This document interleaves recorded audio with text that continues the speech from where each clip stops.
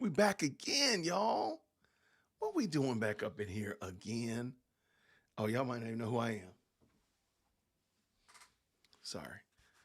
All right, we're back again. All right, the Trump rally in the Bronx has not started yet, but they already started streaming.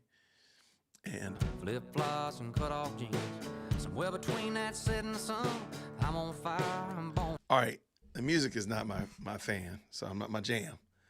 But I mean, they're getting it in though. I mean, there's a lot of folk there. But shout out to everybody stopping by again. I know we just got done with the live stream, and we're literally back again, like 15 minutes later. I can't believe that. But we're back nonetheless. We're having a good time. So I appreciate you. Let's see what's going on here. This should be fun. Hopefully this will be a good experience and a good opportunity to see what's going on in these presidential streets. We've been talking about the legal issues going on in Fulton County, but we're back up in here again. We got Susie. We got living the mac and cheese life up in here. What's up? JT 2000. Good to see y'all. Grace and peace. I really hope this will be a good conversation, a good opportunity to hang out and connect with y'all. Let's see what's going on at this old Trump rally here. I'm not a political guy like that, so I don't think I would actually go to a Trump rally. I've never been to a political rally before. I don't know. I don't know would I go. I don't know. Would you go? Have you ever been to a political rally? Would you go to a Trump rally or any other rally of that magnitude? Let's see what they got. All right, somebody stepping up. All right, here we go. Let's go. We getting the. Uh-oh. Okay. Oh, you getting them hyped. Okay, I see you, young blood. I see you.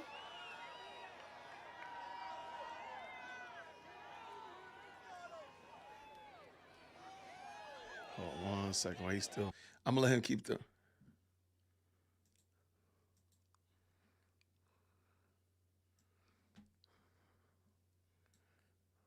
All right. And so I think it's really important right now to let all of New York know that the Bronx is now MAGA country. They're taking over the Bronx? All right, Bronxers, New Yorkers, what's up with that? Do y'all agree with that? What's up? Cowboy, what's happening? Do y'all agree? Are you? Hold on, let's get serious now. All through this country, Joe Biden and the crazy Democrats are destroying America. Okay. All through this country, they are raising prices more than you can afford. They are limiting our ability to actually make our own energy here in the United States so we can prosper. They leave our borders open and flood all of our cities, including New York City, with migrants who shouldn't be here. They are not leading on the world stage, and our enemies are on the move. They are suppressing your free speech. They are lying to you. They are cheating you out of the prosperity that should be yours. But in about 5 months, there is one guy who's going to turn all that around, and he's the 47th president, Donald J. Trump. All right, I hear what you're saying. Now,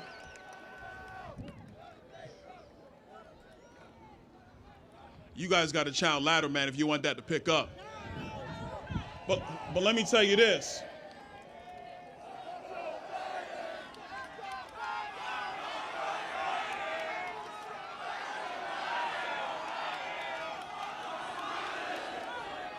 Interesting.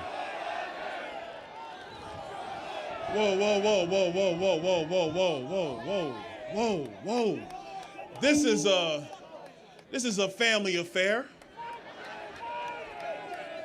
This is for all of the people across our country. We say, let's go, Brandon. Let's go, Brandon. Let's go, Brandon. Let's go, Brandon. Oh, I'm telling you, Bronx, you're making me feel good because here's what I know. Your energy, your support, we're going to do something that the media says can't be done.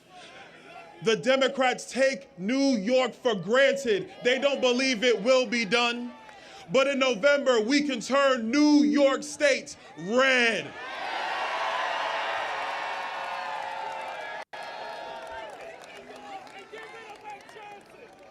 Last thing I'm going to say, and I'm going to lead the stage because there's somebody I know y'all definitely want to hear from.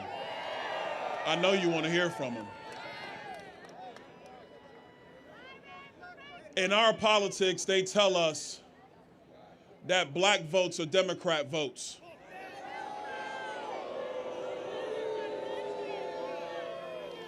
I mean, don't boo me, boo them. They're the ones with the camera, tell them.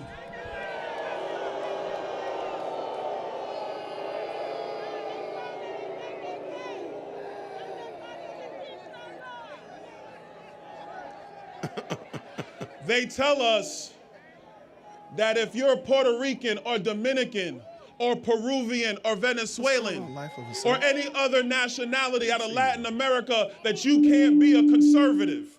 That's what they tell us. But I'm from Brooklyn, New York.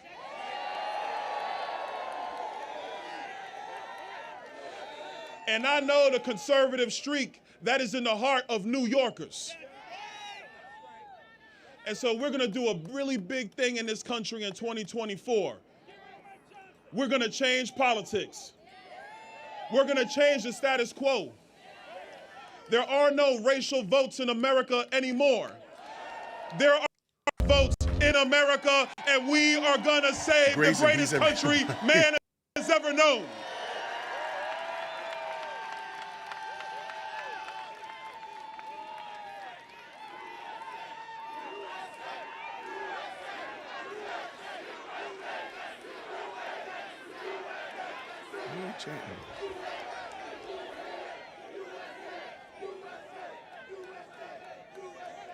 Hey, real quick, I want to let y'all know, because I knew I was coming to the Bronx. I was in my pinstripe suit and everything. Got to make sure, because you never know who shows up. But New York, man, I love y'all too, New York. Let's do something amazing. Let's do something spectacular. Let's do something monumental. Let's together make America great again. God bless you, New York. Let's do something. God bless the United States of America.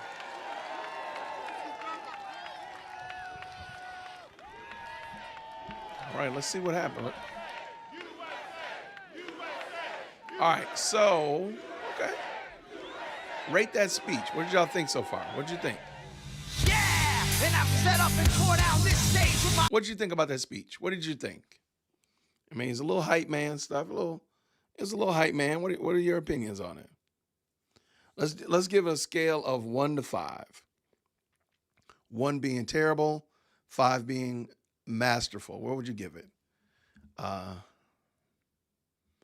What do y'all give it? A B. Okay, a B. I can accept that. That's fair. Okay, that's a reasonable. A B. A 4. Okay, 4 out of 5. Okay, that's not bad. That's pretty good. It's better than Joe Biden. Yikes. Well, that bar is extremely low. So let's just be honest. Let's tell the truth, shame the devil. 4.7. Okay. 5 for sure. Okay, I got you. Rooster says 4. Okay, I got you. I heard the last sentence, so I vote present. There'll be some more opportunities. All right, 5. Okay, got you. An A. Okay, 4.5. A solid 4. Impassioned, but not super moving. Okay, he's getting them crunk. That's what I'm saying. Like I think he's. But they came in turned up. Let's just be honest. They look like they came in here off the subway turned up, man. Let's just be honest. 5, short and sweet, to the point. Okay, I got you. I like it.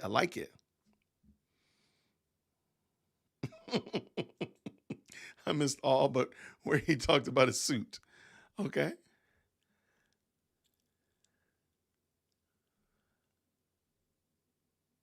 Okay, never surrender. Okay. That dude right there with that cowboy hat in the middle, though, my goodness, he is getting it in. He is not playing. He said, look, I'm here for it all. The crowd is already crunk. They are. They are not playing games. They said, we are here for this. We are here for all the shenanigans and all the hijinks. Absolutely. All right. Let's see whatever.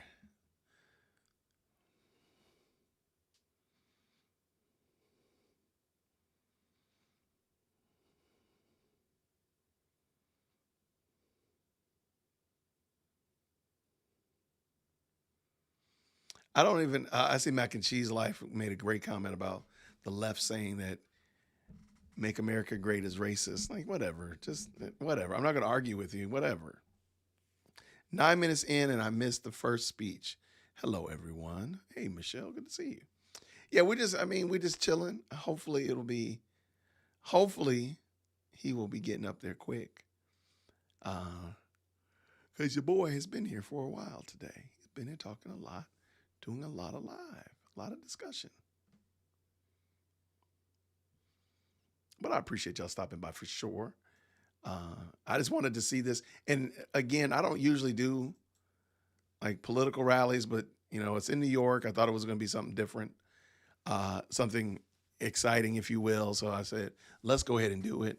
Usually I don't do these, but I just said I would do it today just to see what the flavor is going on up there in those Bronx streets. Because here in Georgia, we're kind of calm, cool, and collected. All right, let's see. Fixing dinner. I appreciate you, Susie. Glad I caught you live finally. I watched your Biden streams, and that was terrible. Well, thank you so much, Life of a Servant. It's always good to catch up with you. Thank you so much for your support. I appreciate you, friend. The fact that crunk is being used throughout the chat, I know that, that this is the 35 plus crowd. Absolutely. Absolutely. April should be in attendance. She might be timing out. She might be in timeout. We'll check on her. I'm going to text her in a second. Okay, so then what should we say instead, Rashida? Who's this guy? Who's this guy? Hold on. Who's this dude?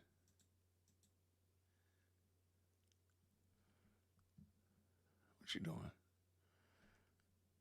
Oh, he's nobody. He didn't say anything.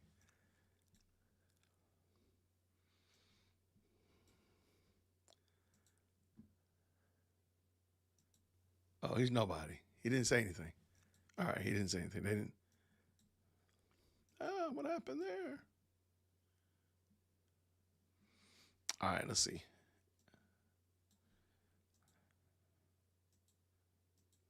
Wait, where is the volume,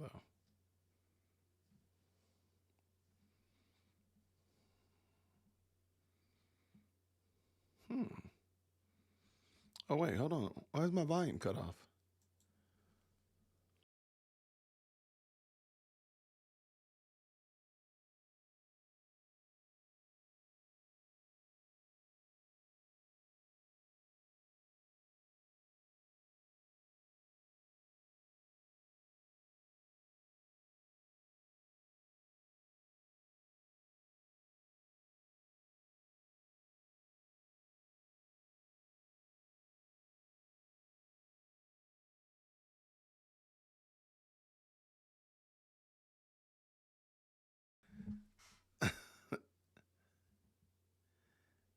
Okay, it's a vibe.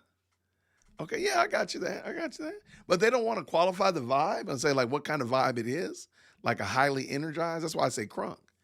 But no, it's Macho Man. That wasn't that was Macho Man. That was a very interesting song to be playing. Not the Village People. Yes, sir. It was the Village People. Rashida said her niece said this is a vibe. I don't know what vibe this is at the current moment, but put put Kid Rock back on.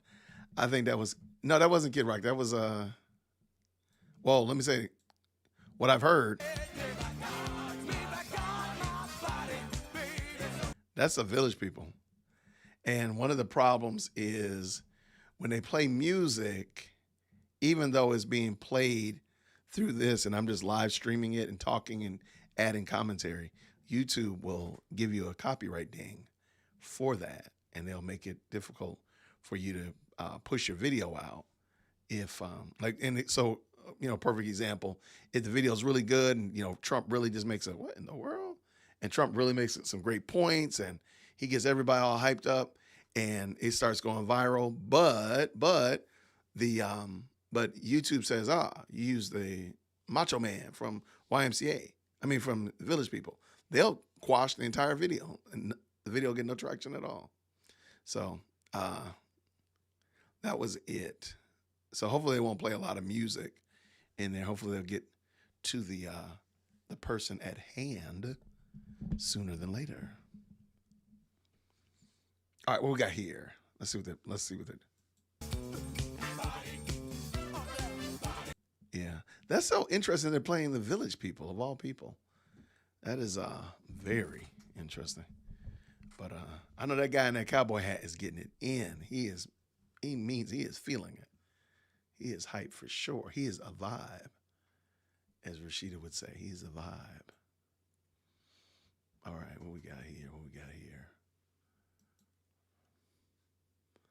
Oh, by the way, if you would like to still support or help Amanda Timpson, the GoFundMe is in the, as well as in the description. It's in the live chat as well as a community post, and it's in the comment section of the most recent live stream. And I will drop it in here as well, just because. Like Cowboy Hat Man, he is a member of the Village People. He is not playing games.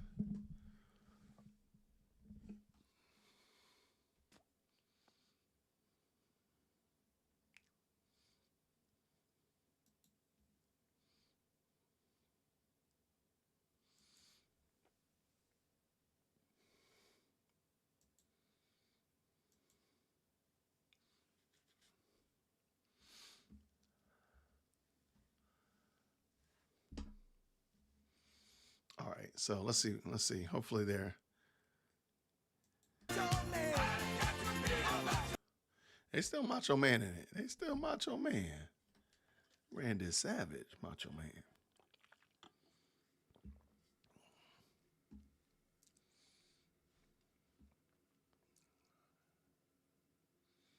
All right, let's see what we got here. Be right back.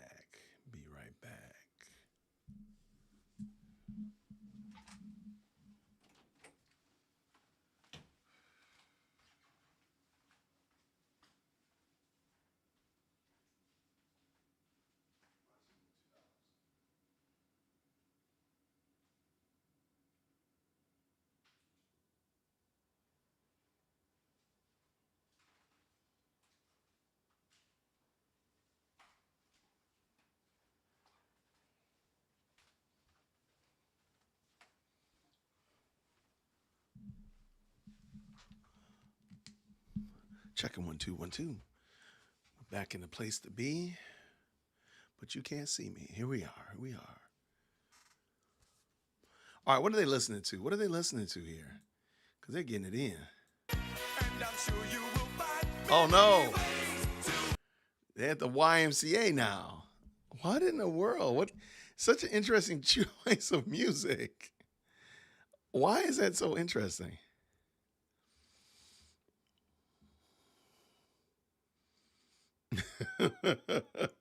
When his head stops, maybe the music's. I mean, he is not playing. That guy with that white cowboy hat on, he means business. I hope he is. Is that like his jam, YMCA? It is again. Excuse me. I don't know. That's a great question. Like I don't know. That's something I can't understand how music is selected for political campaigns, especially. That's always interesting to me. It just seems like it would be more of a distraction than anything else.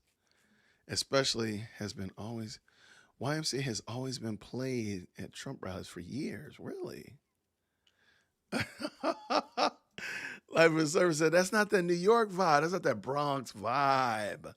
Is that what it is, Rashida? Since we're trying to upgrade our speech, would you say that that's not the vibe, the Bronx vibe? Up next, Sister Sledge. Yo, if they roll out Sister Sledge, I will officially be done. If they roll out Sister Sledge, which would be hilarious, by the way. If they roll out Sister Sledge, it's a wrap. I'm done.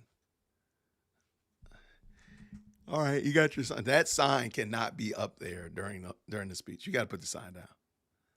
Dear Fox News, they got to put that sign down.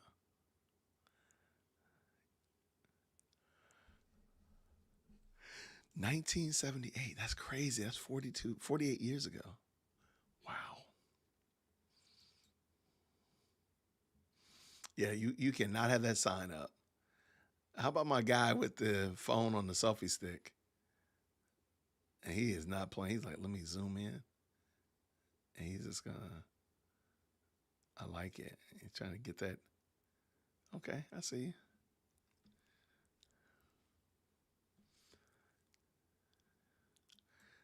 They need to update the playlist. I think that's fair to say. I think it's fair to say. If your playlist has 8 tracks on it, I think you might need to upgrade it. 1978, I graduated from high school that year. My goodness. What year did I graduate from high school? Oh, 92. 92.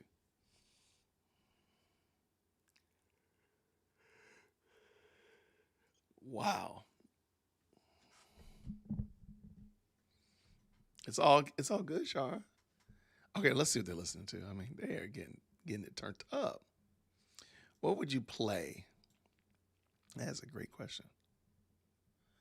All right, if I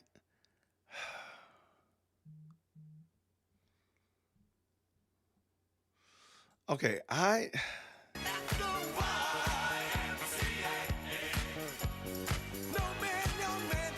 okay, it's kind of interesting to me that they're playing YMCA, which is definitely like a call and response song. I'm surprised nobody's doing the YMCA, like, doing the YMCA thing. That's interesting. I wonder, are they listening to the same song that we're listening to? So, I don't know. I don't know what I would listen to what I would play if I were a political candidate. Man, I almost feel like I wouldn't want to be associated with somebody that maybe has different values than mine. So like the Village People would have definitely different values than mine. I don't know. That is such a good question. I have no idea what I would play. I have no idea. I would have to really trust the people that get that taken care of for me.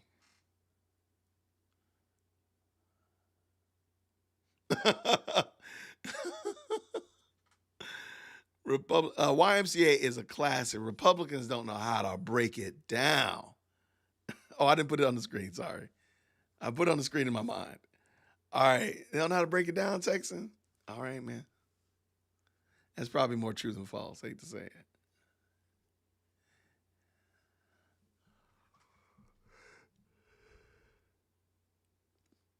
it. This is probably more true than false. They're too cool to do the moves. They're too old to do the moves.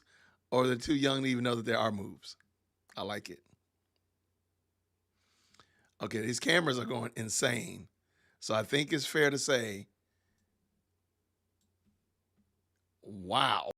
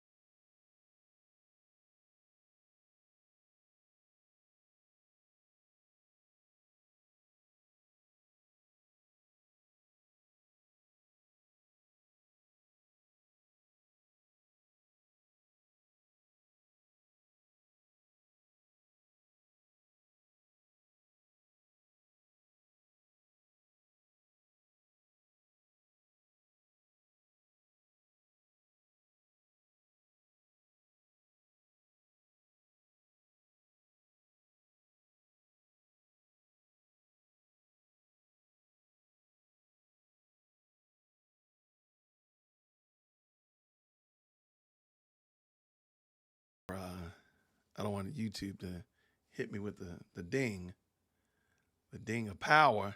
All right, what you got, Mr. Trump? Let's go, sir. Let's go.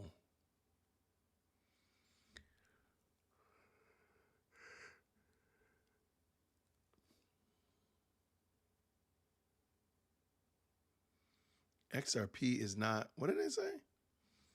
XRP is not a security.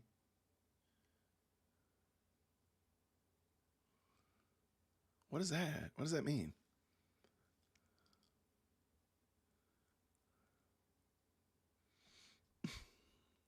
Cowboy, I'm not talking to you. I'm done with you, Cowboy. I see that comment. I'm done with you. All right, let's see.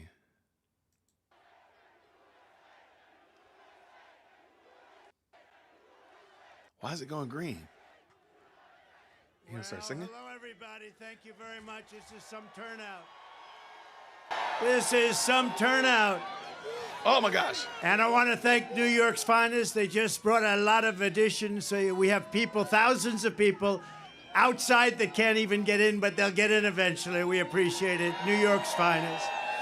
Hello, New York City, and hello to all of the incredible, tough, strong, hardworking American patriots right here in the Bronx. Who would think? Who would think? I'm thrilled to be back in the city I grew up in, the city I spent my life in, the city I helped build, and the city that we all love, New York City. And I'm here tonight to declare that we are going to turn New York City around, and we are going to turn it around very, very quickly. We're going to bring safety back to our streets. We're going to bring success back to our schools. We're going to bring prosperity back to every neighborhood and every borough of the greatest city in our land. We're going to reduce taxes. We're going to bring businesses and big taxpayers back to New York. Gotta bring them back. Gotta bring them back. And we're going to make New York bigger, better, and more beautiful than ever before. And that includes right here in the Bronx. And it's going to be done and funded starting on January 20th, directly from our great and beautiful White House. Is that okay? For my whole life, I always thought that this city is a monumental testament to the power of the American spirit and the American dream. When New York started as a small, rugged Dutch trading post near the tip of Manhattan in 1624, what you see around you is nothing more than wilderness and marsh. But by the muscle and backbone and genius of the people of New York, we built the city into the towering forest of iron, aluminum, concrete, and steel. We made this city and state into the capital of global commerce. We turned our hometown into the bustling center of a confident, glamorous American culture, and we inspired the entire world. We inspired the world. No matter where you went on this planet, everyone knew that when you said, "I'm a New Yorker," it meant you had smarts, you had grit, you had energy, and above all else, you had heart. Big, big, beautiful heart. Everybody wanted to be here. New York was where you came to make it big. You want to make it big, you had to be in New York. But sadly, this is now a city in decline.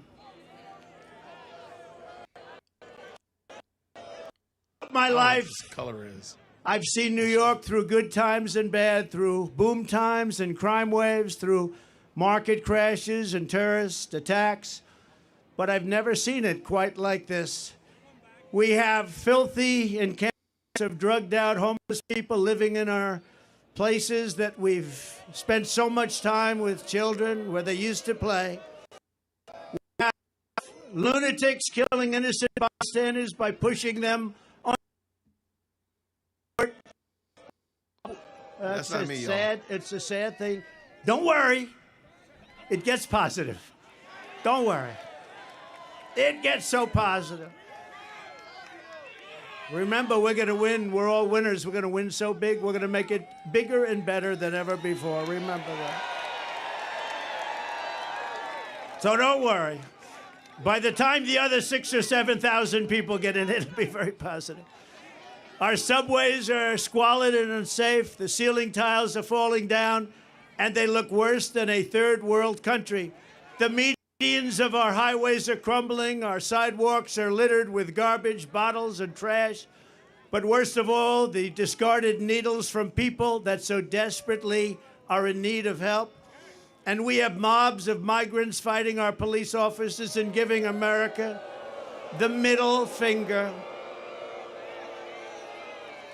But we are not going to let this continue. We are not going to abandon our hope and our pride. This city has given us so much, and now it is time that we are going to give it back. Together, we are going to make New York City great again, and simultaneously, we're going to make America great again.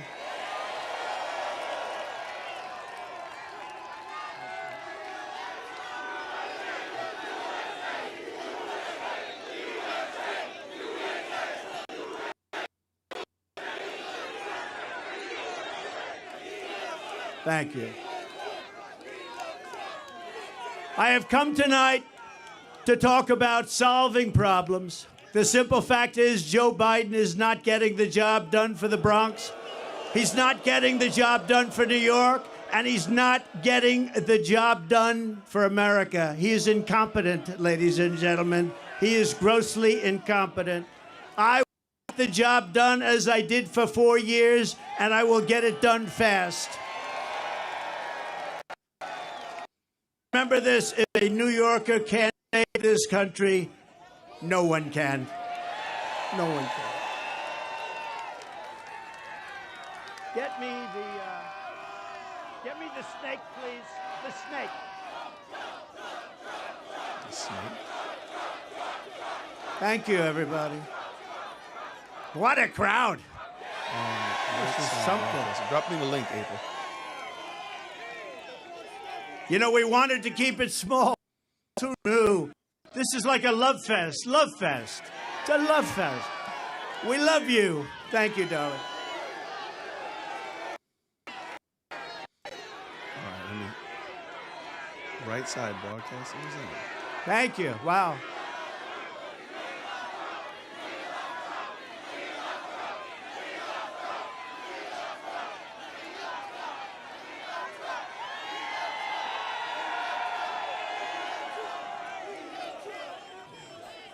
Who said we're not going to win New York? We're going to win New York so bad.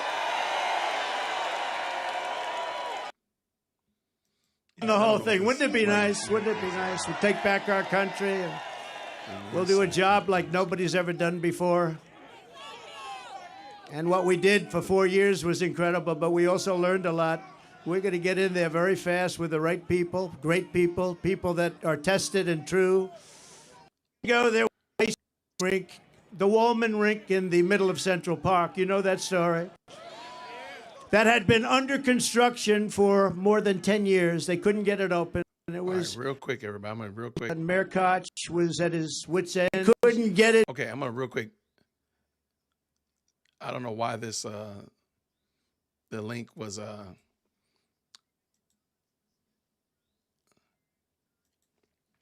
right, real quick. I'm going to,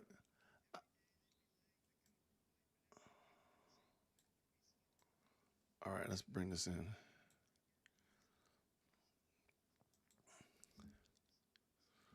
All right.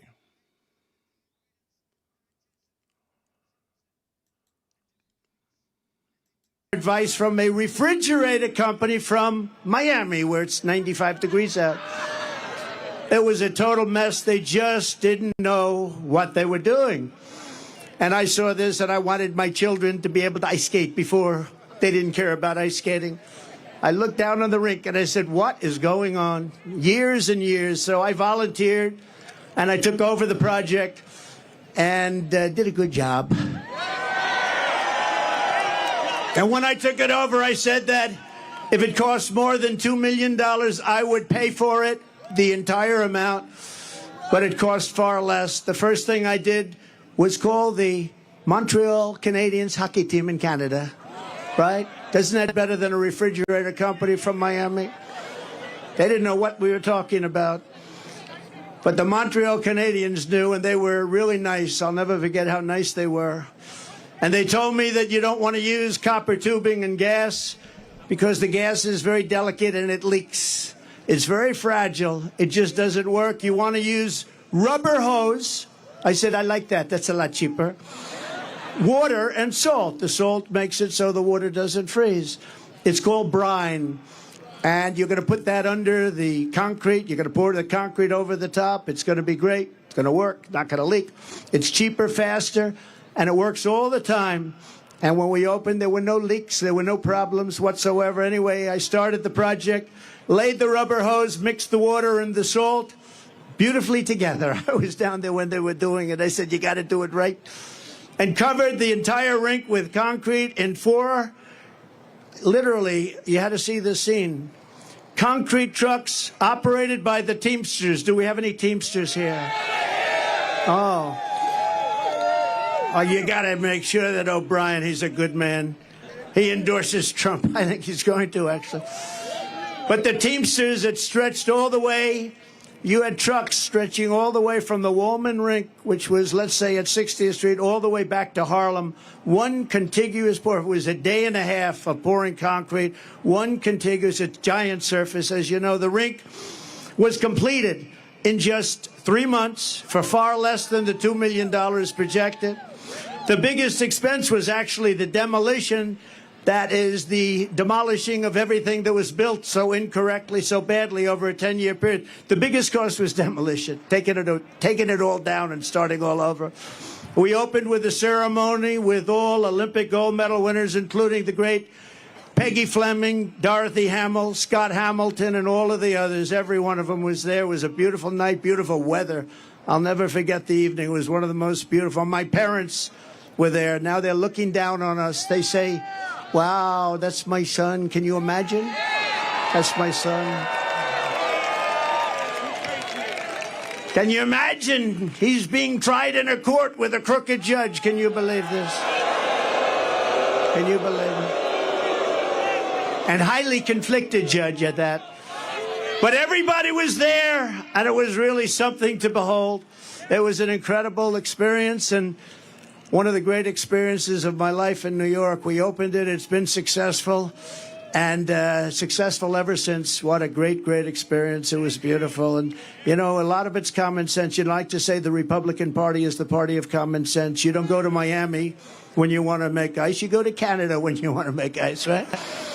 Or you could go right down the road in the Bronx to Ferry Point, right? Everybody know about Ferry Point. It was another disaster, a development where the city had spent over 29 years, almost $300 million trying to develop it into a luxury golf resort, anything. They'll take anything. They were spending money. You know, trucks were going here, dumping, getting filled up, moving it here, dumping, getting filled up with the same stuff. This went on for years, back and forth, the same stuff. They were feather bedding. They were doing lots of bad things. But really, they didn't know how to get it done. They had no idea how much money they were spending.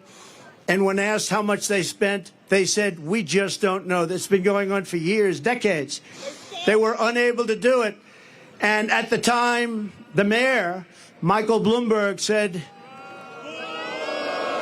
no, it's all right. It's okay. Now, Michael Bloomberg was the mayor, and he called me. He said, I have to get this done before I finish my term. It was very important to him. He was embarrassed by it. Everybody was embarrassed. It was through Mayor Koch. It went through a lot of different mayors. Almost 30 years, remember that. And he said, in all fairness, he said, I want to get this done, and you're the one that can do it. You're the only one that can do it. And I said, and I will do it. I will get it done. And we got it done before he finished his term, which was great. But there were no other bidders to my knowledge. And I took over the project, spending only my money to build it. And I called all of the contractors together. These were tough people.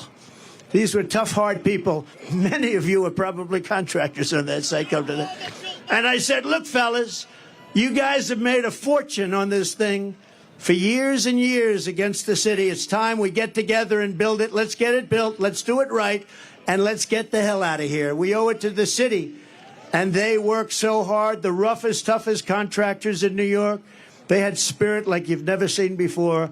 And it was magnificently designed by the great Jack Nicklaus, who told me, I don't want to make any more money. They paid me enough. Everybody get paid a fortune. Jack said, I don't want money.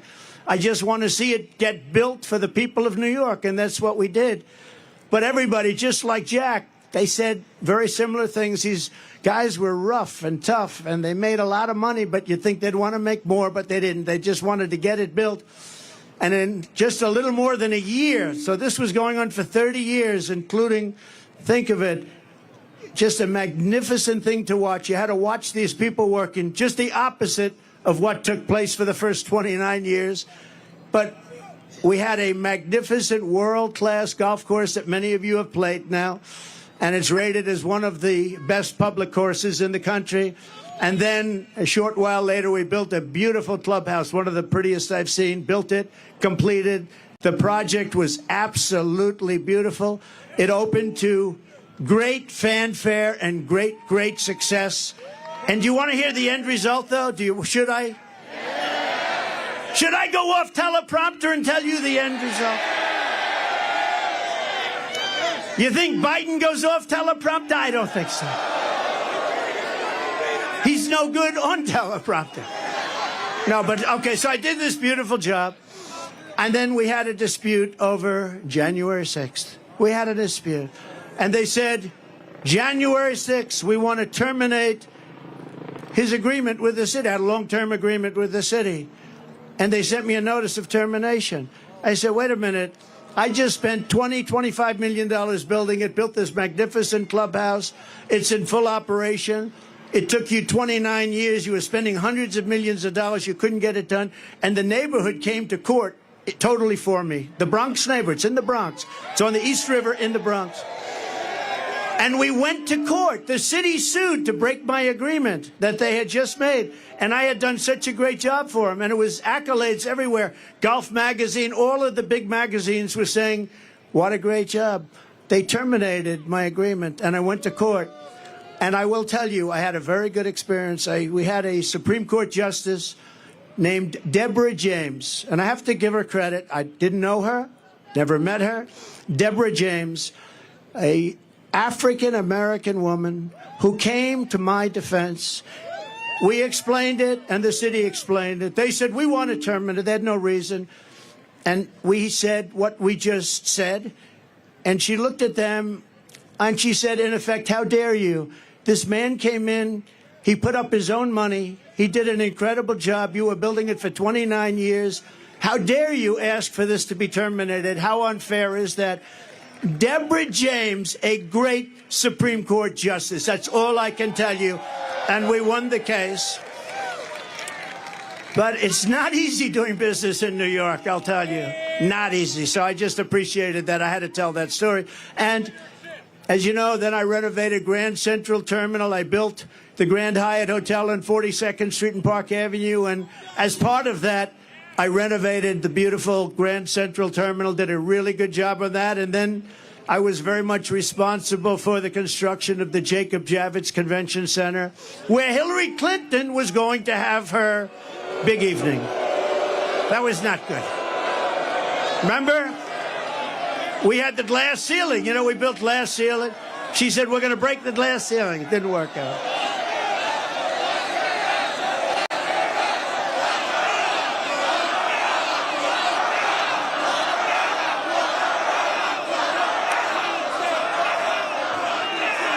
You know, I'll tell you a little secret that I don't think I've ever... I hated the concept. I said we have to get on with our country. We have to win against Russia. We have to win against China, North Korea, all the different countries we're at loggerheads with. But as long as you have a smart president, you're going to win those battles. We were winning all those battles, even with the fake Russia scam, which made it harder. But you hated that. And then you see what they want to do to us, to me, to us. And they come along... and they don't mind because Joe Biden is the worst president in the history of our country, has no sense, doesn't know what he's doing, grossly incompetent, and our country's going to hell, but we're going to turn it around. We're going to turn it around fast. Because above all else, and I say this, and I believe this on New Yorkers, you are different. You do know that. You know that when I called for this rally, we said, let's just have a meeting. Don't call it a rally. And so many people showed up. I said, like it or not, this is a rally.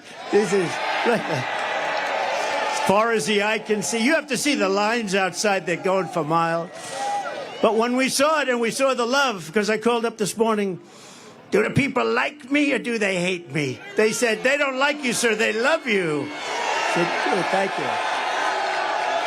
So I appreciate it. And I love you, too. But above all else,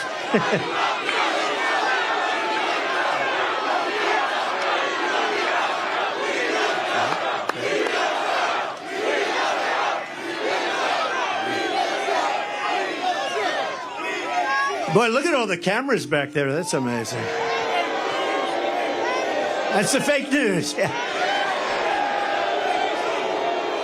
You know, they'll say tonight, Donald Trump spoke to a very small crowd of people in the Bronx. It was a very hostile crowd, very hostile. They hated him very much. No, sometimes they're okay. You know, I agreed to do a debate with crooked Joe Biden on CNN with fake Tapper. And I think they'll be fair. Does anybody think they'll be fair? I might be. No. That's all right. When they said, here's your story, you can have a debate on CNN with fake Tapper as the primary host. And I said, I'll do it. Because you know what they thought is you'd say CNN and they'd say various people on the show, various anchors, and, you know, headed up by fake Tapper. And they thought I was going to reject it. I don't want to do it. Then Biden would say, I offered to debate, but he wouldn't do it. So they said, we want to have a debate. I'll take it. Well, we haven't even told you what the debate is all about. Then they said, today, they said, we'd like to set up tables so you sit down. I said, I don't want to sit down for a debate.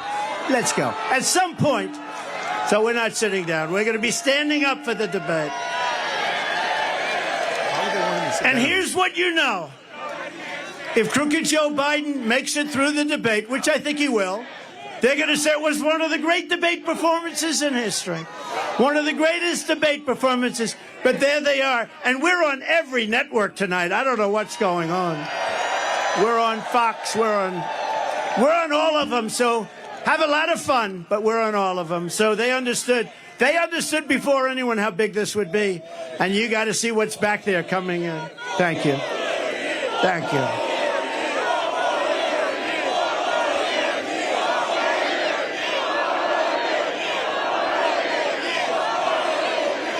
But above all, New Yorkers have something called common sense, and we do have common sense. An old-fashioned American common sense is exactly what I intend to bring back to the White House, just like we had for 4 years. You know, we had 4 of the greatest years in the history of our country. We rebuilt the military, we cut taxes, the biggest tax cut in history, the biggest regulation cut in history. We defeated ISIS. We defeated ISIS, and we did it in about 1/100th the time. They said it would take 4 to 5 years. It took me like 2 months, right? Because we have an incredible military, and we're not allowed to show. They had Afghanistan, the worst pullout, the most embarrassing day in the history of our country. It's probably the reason, a piece of it, why Russia went into Ukraine. They said, these people are incompetent. We'll go in. So Russia going into Ukraine would have never happened. None of this stuff that you see would have happened. Israel would have never happened, the attack on October 7th, and you wouldn't have had inflation. As soon as I get back into the Oval Office, I am going to pick up the phone and I'm going to call your mayor and your governor, and I'm going to say, this is President Trump, and I want to come back and help. Look, you have a Democrat governor, you have a Democrat mayor, and we are going to work with them, and we're going to get this state and this city at a level that it's never seen before, frankly. I think we can do that, too. We're going to be helping them a lot. much more than anybody would expect. It doesn't matter whether they're Democrats or Republicans, because this is about our city and our country, and it's really about the people. And in this case, the people of New York City, New York State. We're going to make you very, very happy. And Biden can't do it. He doesn't know he's alive. You know, see all the stairs here? Stair, two of them behind me, one in the middle. When he's finished with his 2.5 minute, do you ever watch a speech? They last for about 1.5 minutes. When he's finished with his speech, he can never find the stairs. He can never find the stairs. And when he does, it's not a pretty picture either. Thank goodness for Secret Service. They come up and they guide them off. No, this is not what we need. When you see President Xi of China, when you see Kim Jong-un of North Korea, when you see Putin, and you see all of these people, they're at the top of their game, whether you like it or not, and they can't believe that this has happened to the United States.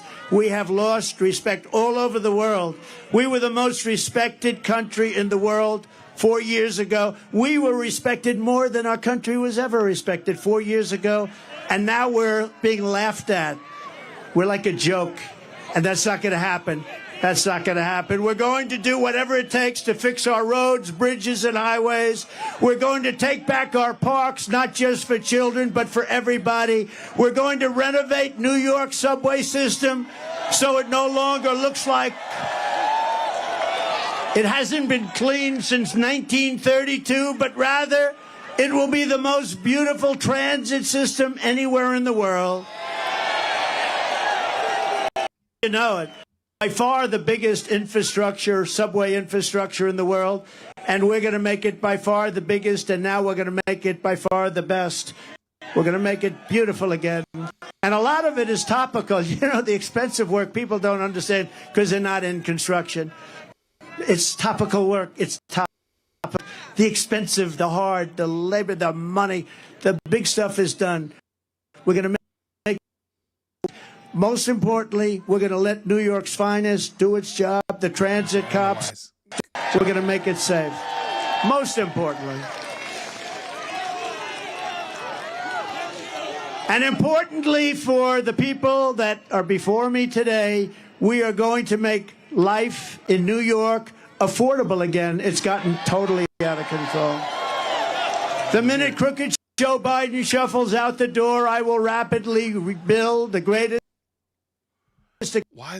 economy in history. Everybody here, where you have a small business or if you had a job, you were getting more than you ever made. And we had no inflation. We had no 1.4%, considered none, considered better than none, because frankly, none in its own way is a bad thing also. We had a perfect number, 1.4%. It doesn't matter whether you're black or brown or white or whatever the hell color you are, it doesn't matter. We are all Americans, and we're going to pull together as Americans.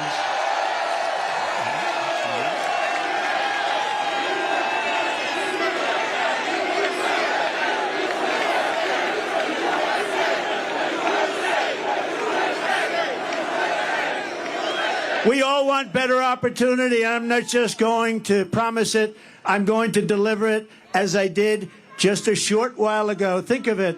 When I went down to Washington, I was only there 17 times. I never stayed over. I didn't know that society.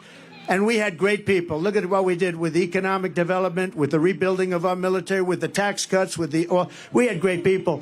But we also had some people that I wouldn't have used if I had my choice. Now I know everybody. I know the smart ones. I know the dumb ones. I know the killers. I know the weak ones. I know them all. And you're going to see.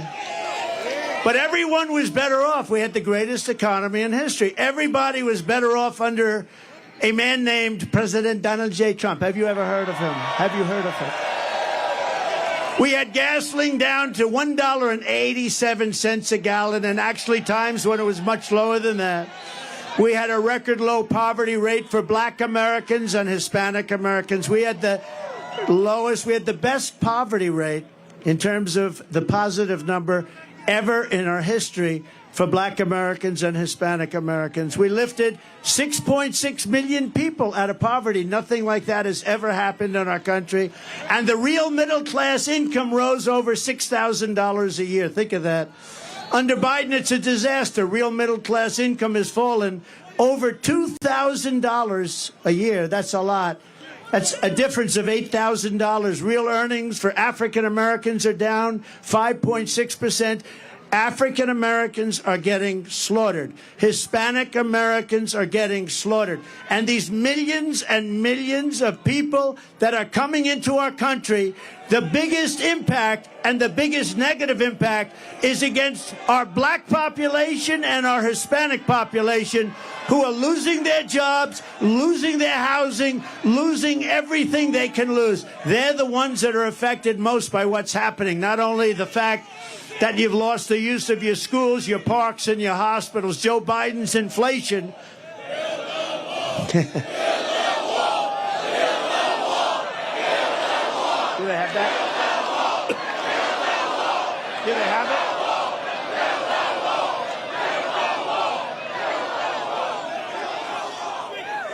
it? Speaking of the wall, so we built much more wall than we built 571 miles of wall. We had the safest border in history. We were going to put up within a period of 3 weeks. It was all built, laying there, ready to be put up, designed by the Border Patrol, who are incredible people, ICE, who are incredible people, all together. I wanted to put up concrete plank for the contractors here. They didn't want it. They had to have hardened steel. They wanted 6,000, 7,000 pound concrete. They wanted rebar in the middle. They wanted different materials, harder to cut. So we had very hard steel, very good stuff. Everything was good. We had the panel on top. It was called an anti-climb panel. We had the best wall. And it was going to be, we're going to add 200 miles of wall. It would have taken about 3 weeks. And then we had the rigged election. And you know what happened after the rigged election? They took the wall, and instead of putting it up, they sold it for 5 cents on the dollar. And I said, these people really do want to have an open border. And that's what's happened to our country. Our country has gone to hell because of it. It's gone to hell. But I want to thank Mexico. I want to thank, because I went to Mexico.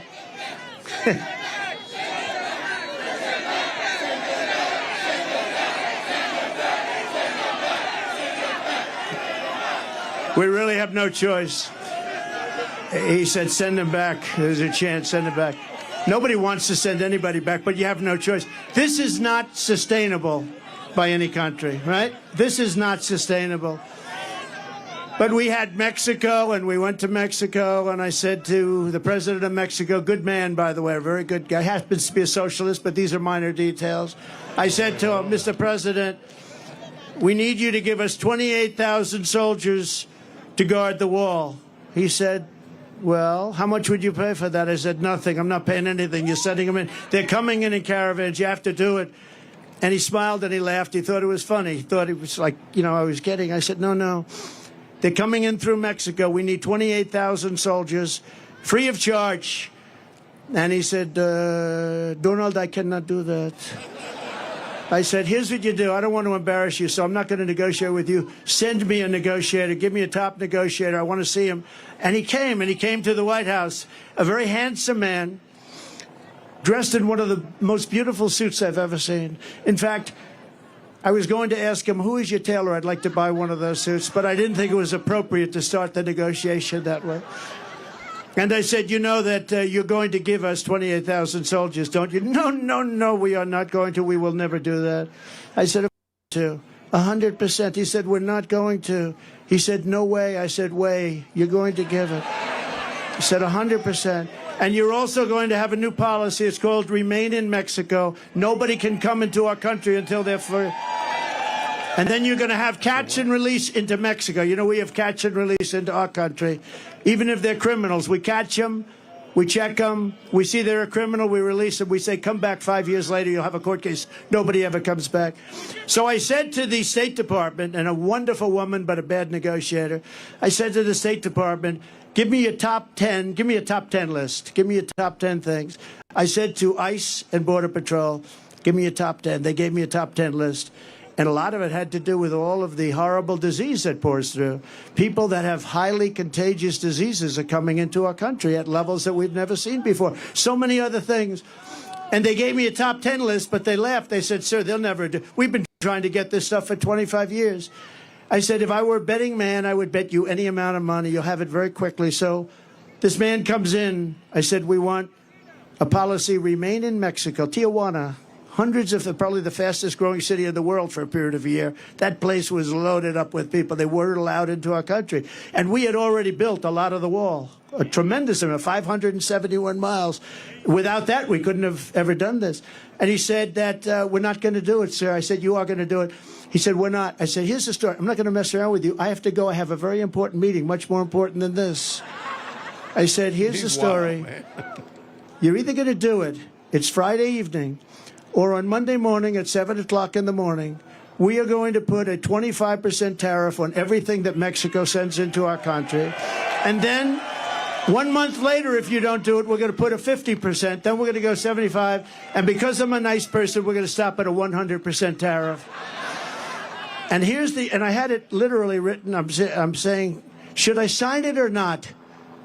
Am I going to waste the ink or not? Because I'll sign it right now. On Monday morning at 7 o'clock, you're going to pay up to a $100 tariff.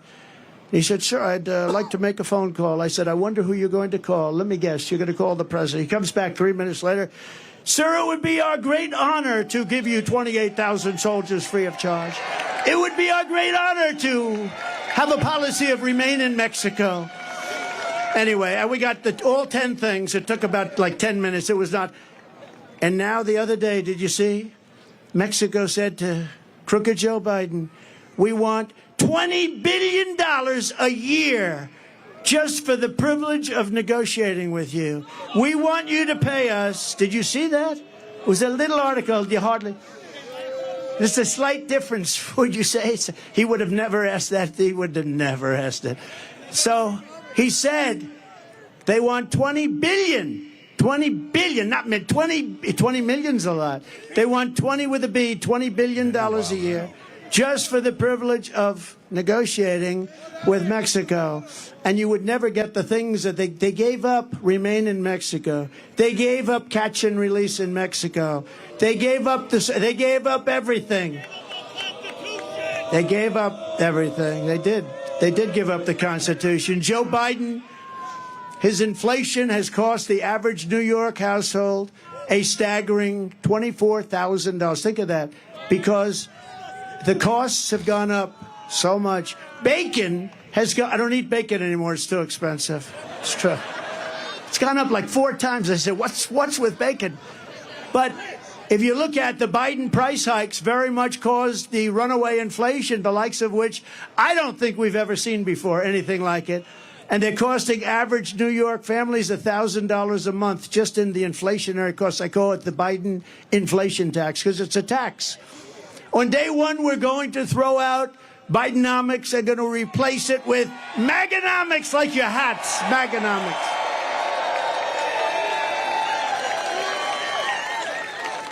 And I will give you lower taxes. We're going to cut it still lower. Remember, when I cut taxes, I gave you the biggest tax cut in the history of our country, bigger than the Reagan tax cuts. And you know what? The following year, we reported massive increases in revenue. So with lower taxes, we actually took in more money because it gave incentive for people to work. Lots of reasons. But I will give you low taxes, low inflation, low interest rates, rising wages, growing incomes, and fair trade for the American worker. And we will make energy affordable again by saying, drill, baby, drill. Drill, baby, drill. Your energy costs will come down within the first year by 50%. That's not bad. That's a hell of a promise. And it will, too. We can drop that so quickly. Remember, it was his stupid energy policies that caused the inflation. Now, it's more than energy. Now everything's like on fire. The whole place is a mess. We will quickly return our nation to the path of prosperity, and we will bring our country back together through unparalleled success. Our country is going to be very successful, and people are going to come together. And I will tell you, I will tell you, a lot of people say, do you think you can ever get the sides together? And by the way, I have to say something. Our side is much bigger than their side. You see that? Much bigger. We're more quiet, much more quiet. But when we get going, we're much tougher, right? We're much tougher. But it is much bigger. But I saw it. We had the greatest economy in history, and I was getting calls from the other side. I call it the radical left. But left-leaning, to put it mildly, Democrats, can we get together? Because everybody had the best they've ever had. African-American jobs were the best in history. Asian-American, the best in history. Hispanic, the best in history. Women, people with a diploma, people without a diploma, people that went to the great Wharton School of Finance, MIT, Harvard, they were doing better. And the people that didn't have a high school diploma were having the best. Everybody was better. There wasn't one group, not one, that went down. And it was bringing our country together. So it can happen. And when they ask, because I get that question a lot, do you think the sides can ever get together? And I went through the experience, and we can get together. And then we had COVID come in, and we had to fight that battle. And we did a great, I've been recognized as having created a great economy and great military, defeating ISIS and all the things. We rebuilt the entire military, created Space Force, all those things. We never got the credit, and we had no wars. Thank you, sir. That's very nice. Remember Hillary Clinton used to point at me, he will create wars. No. They said his personality will create wars. I said, no, my personality is going to keep us out of wars. And I was right. First president in 78 years that didn't start a war. We had no wars. None of these stupid wars. Such a shame. When you see all the people that died in these horrible wars in the Middle East and everything else, countries didn't want us, dropping bombs all over the place, spent $9 trillion in the Middle East. We bomb the hell out of the place, then we leave. In the old days, to the victor belong the spoils. We don't do that. We bomb the hell out of everyone, then we come back home. It's so sick. It's so sick and so stupid. These people that led us are so stupid. You want to use that as a last resort. You can solve these problems with a meeting or with a telephone call. You don't have to drop billions of dollars worth of bombs on people's heads. You don't have to. It's called peace through strength. It really is. And there's no reason for it. What they did in the Middle East is so incredible. They bombed the hell out of the place, and then they left. But to the victor belong the spoils. We didn't do that. Now, in Iraq years ago, I was a civilian, but I got a lot of publicity for whatever the hell reason. And I said, don't go into Iraq, don't go into Iraq, don't go into Iraq. But if you're going to go in, keep the oil. Well, they went in, and they didn't keep the oil. And Iraq now has $350 billion in cash from the oil. And Iran, by us destroying Iraq, the military of Iraq, for years they fought each other, and they were equal sizes, equal everything. They were equal military partners. And for 1,000 years under different names, they would fight, a religious thing.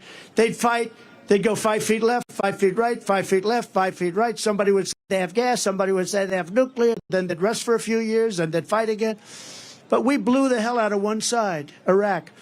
So now Iraq is a subsidiary, essentially, of Iran. Congratulations for the geniuses that got us into that mess. Because Iran essentially controls, and that was the other thing. When I was president, Iran was broke. They had no money. I said to China, if you buy, they bought a lot of oil. I said, if you buy anything, but if you buy oil from Iran, we are going to do something to you. What's that? You're not going to do any business in the United States. He said, well, that's the end of buying oil from Iran. Every country was told that. Iran was broke. They had no money for Hamas. They had no money for Hezbollah. They had no money for anything. Then Biden comes in and he takes all of the sanctions off. And they go out, and now Iran has $223 billion. Congratulations. And we're the only ones for 5 hostages. We just paid $6 billion. And for electricity for Iraq, we just paid $10 billion. And think of it, Iraq has billions of dollars that we're paying for their electricity. So we were in a position, there was no terror, there was no threat, there was no nothing, and now Iran has become a big threat again.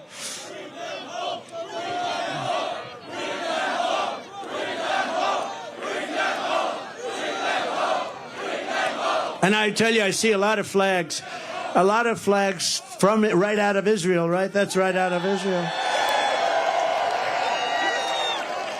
But remember, I said it a month ago, and it's a terrible thing to say, but I believe it. Many of the hostages that you're waiting for, and everybody's waiting for, those hostages, many of them are dead. Many of them are dead. And it's a horrible thing. It's a horrible thing, but many of those hostages are dead. And that's why when you see these negotiations where Hamas is like not getting back, they're saying, man, we could make a good deal, but these people are no longer alive. When I saw the way they were treated, when I saw the way they were thrown into the cars and how horribly they were treated, there's no way that those hostages, and some will be alive, but many of those hostages are dead. It's a very serious, horrible thing. It would have never happened if the election weren't rigged. It would have never happened if I were your president. They would have never done it. Because we have so many young people here today, I want to talk about, just for a moment, about success. Do you remember I used to give talks on success before politics? Okay, that's enough. We're going to do it. I know you're on our side, but it's enough. We're going to get them home. It's a rough situation. But remember, we used to give talks on success for the learning addicts and for others. And I used to do that before politics, and maybe it's one of the reasons I went in. But because, well, bringing our city back, it starts with getting the right leadership. It also involves men and women just like you. But I talk a lot about success, and I get paid money to talk about success. I would have done it for nothing. But then because of politics, and if you take a look, because of politics, I stopped doing that. But I think we're in the Bronx. We have young people, people that aspire to success. And I just wanted to know, I'm so tired of politics. Can we devote 6 minutes to success? Okay. So, for all of you young people, I think it's, look, I've been through tremendous, I've had great success. I've had it in entertainment, I've had it in business, I've had it in politics. I ran for office. What office did you run for, president? How'd you do? I won. Actually, I won twice. We did much better the second time, so. We got millions more votes the second time.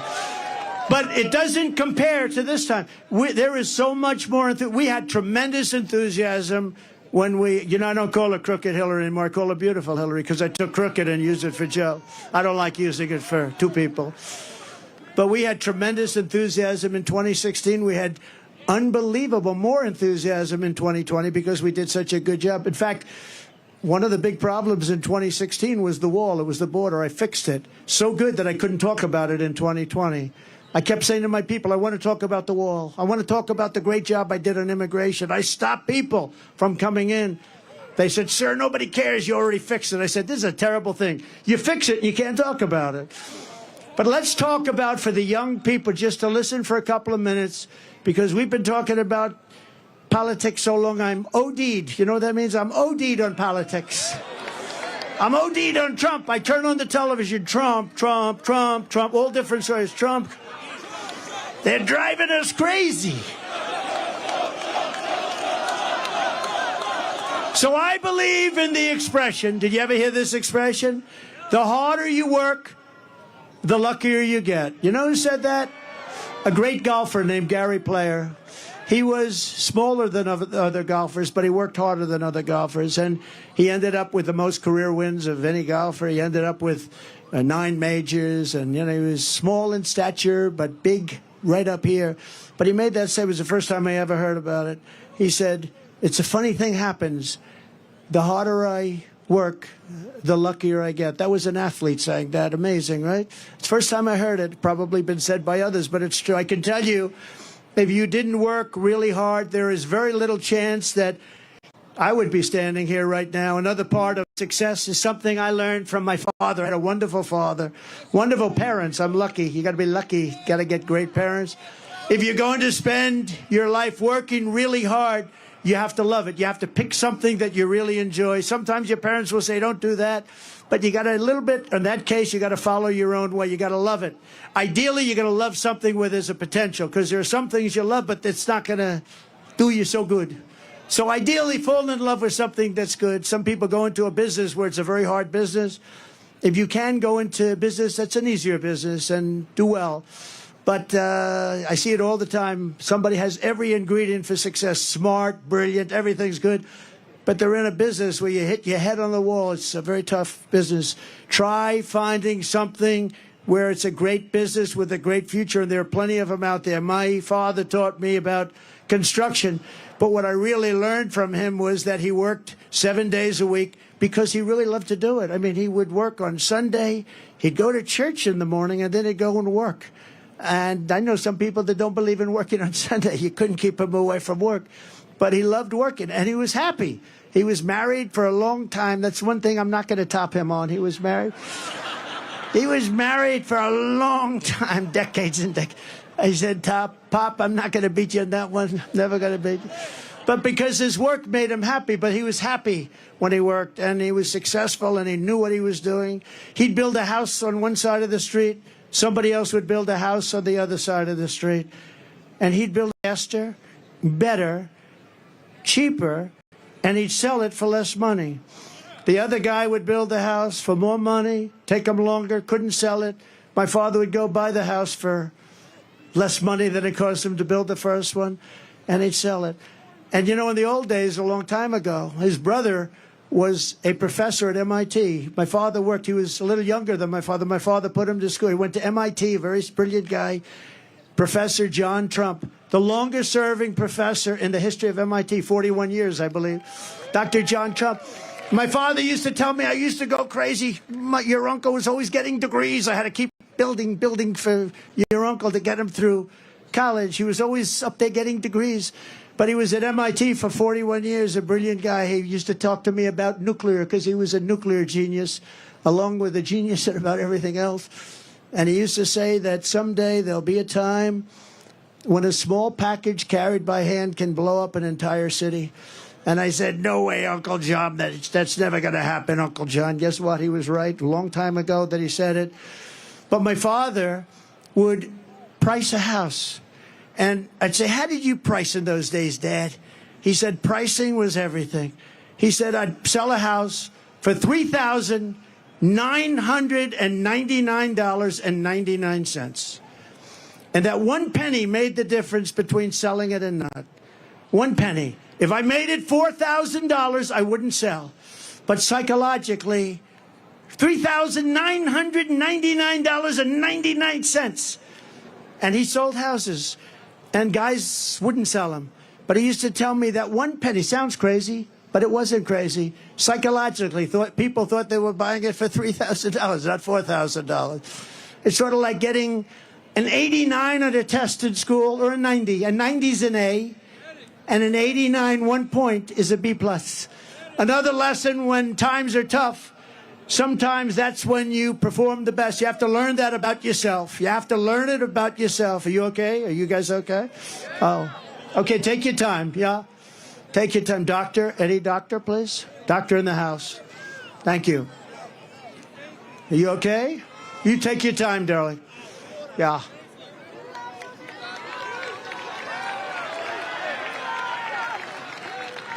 Yeah.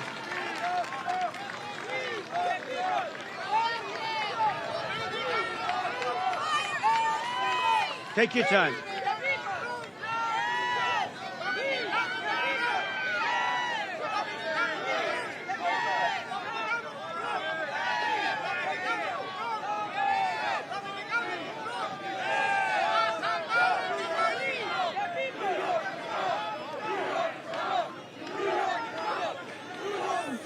Take your time, Doc. We have time.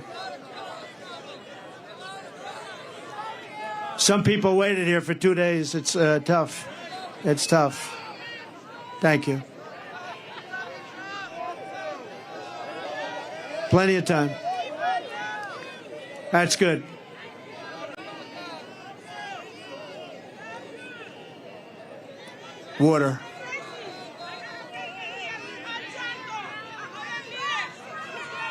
he gets out there and gives her water, you know it's gonna be a mess.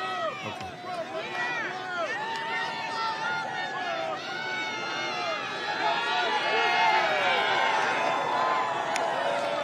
She all right? She okay?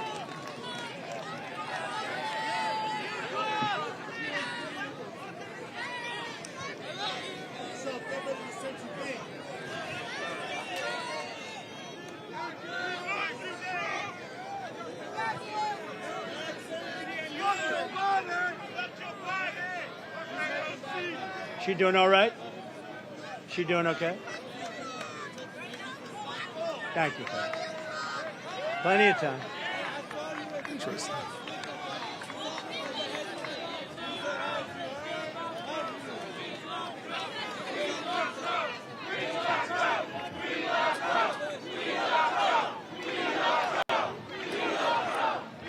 Okay? You okay? Thank you. Doctor, thank you very much, doctors. Got a lot of doctors in the house. Thank you very much. Thank you, darling. That's great. Oh. That's great. Great world. job. Get that other screen. People do a fantastic job here. But it's hot, and it's been a long wait, right? Long wait.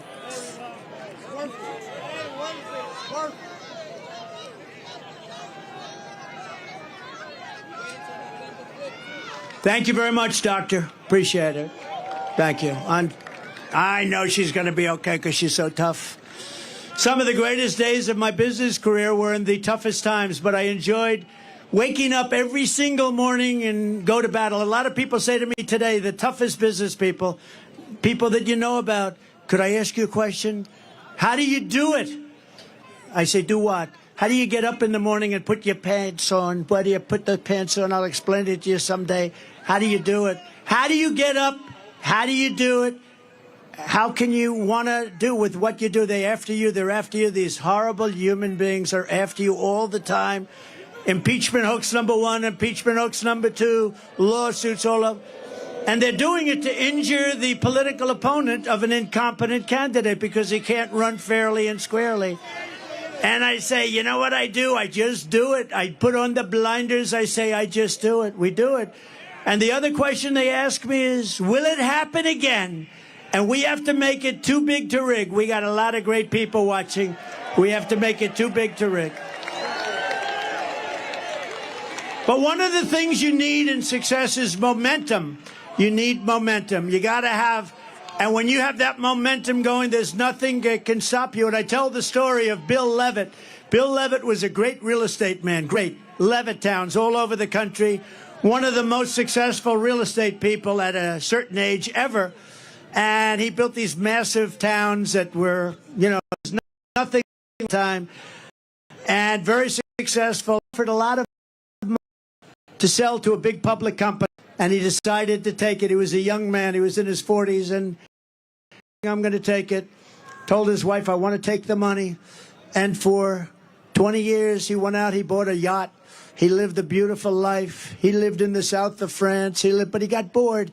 And 21, 22 years later, he said, I want to make a comeback. I can't stand this life anymore. I want to make a comeback. And he went to the company that he sold to, a big public company that did very poorly. They had no idea what they were doing. You know, he used to, by the way, he used to pick up every nail, every piece of wood, he used to sell the sawdust, everything. He would say every penny was a major event. And now you had this big public company. They didn't know what the hell they were doing. So he went back and he made them an offer. They didn't want to sell, and he paid a little more. And he ended up buying it for an okay price. And he was so happy. He said, now I can go back to work. And he went back, and everything he touched turned bad. The market turned on him. The jobs turned on him. He was no longer able to get zoning. He was spending a fortune. He had just purchased it for a lot of money. And he ended up going bankrupt. He was bankrupt. And I was young when I met him, and I was at the party of a very big person, big public company person, and Bill Levitt was there, and I was in the real estate business, so I knew who he was, and you probably indirectly know who. And everybody was shunning him a little bit. Nobody cared about him anymore. But I did, and I went over to him, and I say, "Hi, Mr. Levitt, I'm Donald Trump." I know it. I was doing great. I was sort of like a hot guy. I was hot as a pistol. I think I was hotter than I am now, and I became president, okay? I don't know. I said to somebody, was I hotter before or hotter now? I don't know. Who the hell knows? Who the hell knows? Who the hell cares, right? But he knew who I was, and I went up, I said, "So, are you okay?" And he said, "I'm not really okay. I made a mistake that I'll never forget." And he was, by this time, a pretty old guy. And he was sitting in the corner of this magnificent Fifth Avenue apartment where there were 25 very successful people. But I wanted to talk to him. I wanted to find out what happened because he lost everything. Everybody knew it. It was very public. And I said, "What happened exactly? What happened?" He said, "Son, I lost my momentum. I had something going that couldn't be stopped. And I should have just stayed. I lost my momentum." And I've never forgotten the term. If you lose your momentum, you got to figure it out. But Bill Levitt lost his momentum, and he died penniless. And he was the biggest real estate person on the planet. And I've never forgotten that story. It was a sad story. He was a good man, too. I thought he was a good man, but did an unbelievable job. Today, you have Levittowns all over the country, and pretty amazing. But you have to always keep moving forward. And when it's your time, you have to know it's your time. And I said to myself, in terms of politics, I said, you know what? We did so well in number one. We did even better in number two. I said, we got to do it again because you have to do it. Maybe I'm wrong. And I'm not doing it for myself. I'm doing it to make America great again. You know, if I didn't think we easily won, I would never do this. Because you know what? In many ways, it's easier. You have a winner, you have a loser. It's okay. I won once. It was a big upset, I guess. I don't know why it was an upset. Because I'd go and I'd have 50,000 people at a rally. She'd go and have 200 people. And then they say, why did I win Michigan? Why did I win Pennsylvania? Why did I win all these states that a Republican hadn't won in many years? Why? And by the way, we're up in Pennsylvania. We're up in Michigan. We're up in New Hampshire today. We're up in Florida at numbers that you wouldn't even believe. But I also think it's very important to know what you want. You have to set your sights high. Set your sights so high, higher than you ever thought possible, and make your goals big and go after it. That's why I say we won't just make New York a little better. I say we want to make New York a lot better, better than it ever was before, right? And finally, you have to take pride in your accomplishments. Do not take for granted what you've achieved. Forget it. It's over. It's good for your confidence, but it's over. Go forward. Think to the future, not to the past, but learn from the past. You know, wherever I go, I know that if I could build a skyscraper in Manhattan, I could do anything. It's very tough. Building a 68-story building on Fifth Avenue is hard. With all you have to deal with, I mean, you have unions, you have legal entanglements, property rights, zoning. You're dealing with the smartest and toughest contractors in the world. These are killers. Many of you are here today. Thank you very much. But by comparison, talking to world leaders, I believe, is easier. And I've done them both. Talking to a world leader, if you're smart, you know, you have the United States behind you. Now, the country's not the same, but it'll be better and stronger and bigger in a very short period of time. You know, we have so many different things we could discuss having to do with the Republican Party. But the biggest thing, I think, and I really mean this, and it's happening more and more, and I see it all the time, because really you have to be the party of common sense as opposed to the Democrat Party. It's a party of failure, extremism, and gross incompetence, and that's what it is. And they're going to destroy our country. But our country has faced down much harder challenges before and come back stronger than ever. That's why I so firmly believe that we can quickly make America a great and glorious nation again. When I take office, we are going to restore public safety and the rule of law in New York City.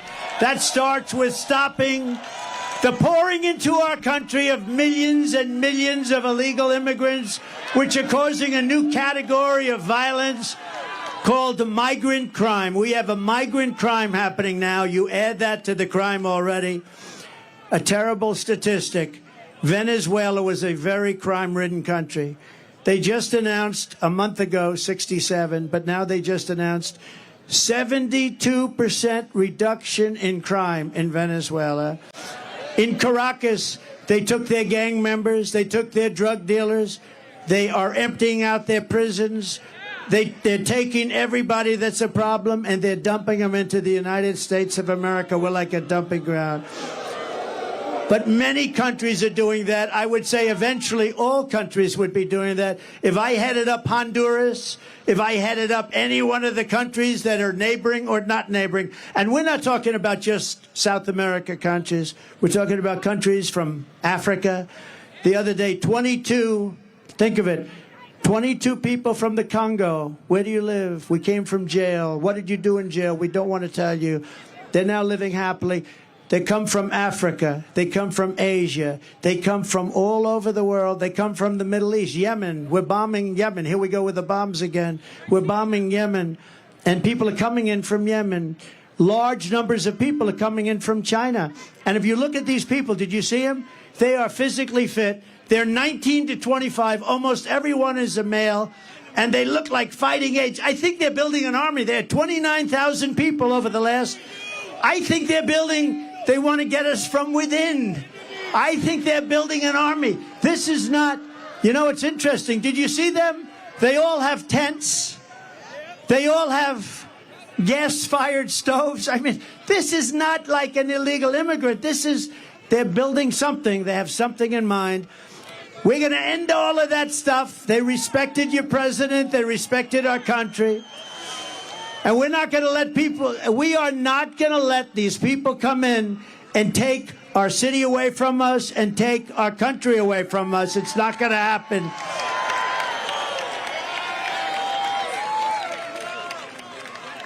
Now, who would let people, seriously, who would let people come from prisons and jails, from mental institutions? They cannot stay. We will immediately begin the largest criminal deportation operation in our country's history because this situation is sustainable by no country. No country can sustain this.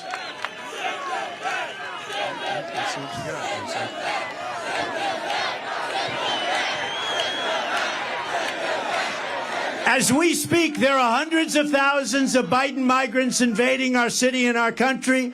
We no longer have border states like Texas and Arizona. All are your border state. The people are pouring through Texas. They're pouring through Arizona. They're pouring through every state. Every state is now a border state. Every state is now, we're talking about, in my opinion, 16 to 17 million people. And these are not necessarily people that are going to help us as a country. We want to be nice. We want to be respectful. They're coming from so many places we don't have any idea. In many cases, we don't even know what the language. You know, you have languages that people don't even know about. We have languages where there's nobody in our country that speaks these languages. They're coming from places we have no idea what's happening with our country. The flood of migrants is putting crippling burdens on our communities, your schools, hospitals, parks, and public resources. Frankly, we're lucky to get this big park. I don't know how the hell we did it. It must be New York's finest. I don't know how we did it. They call it the Biden migrant invasion, and it's wrong. It's immoral. And the vast majority of New Yorkers agree with me that this is unacceptable. It's unacceptable. We must stop it. We must stop it immediately. And, you know, for the people coming up, it's also unacceptable. They come up in what's called caravans. The women are treated horribly. They're being raped at levels that nobody's ever seen before. Nobody wants to talk about it. The fake news will report that, oh, it's so terrible what he said. But it's fact. It's fact.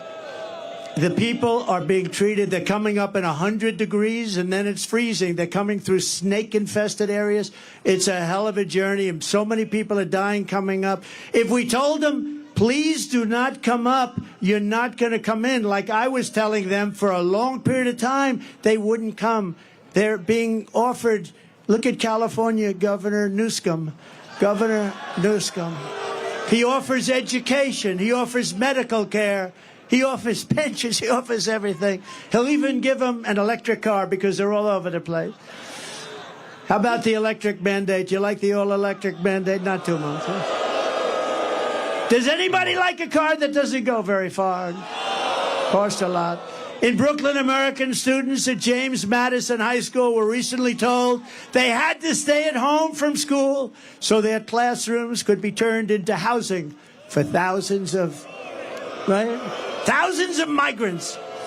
Very simply, Joe Biden puts illegal aliens first. I put America first. I put America first.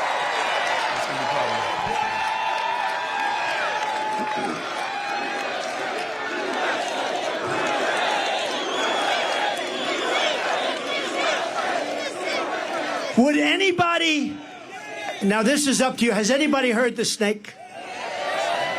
Would anybody like to hear the snake?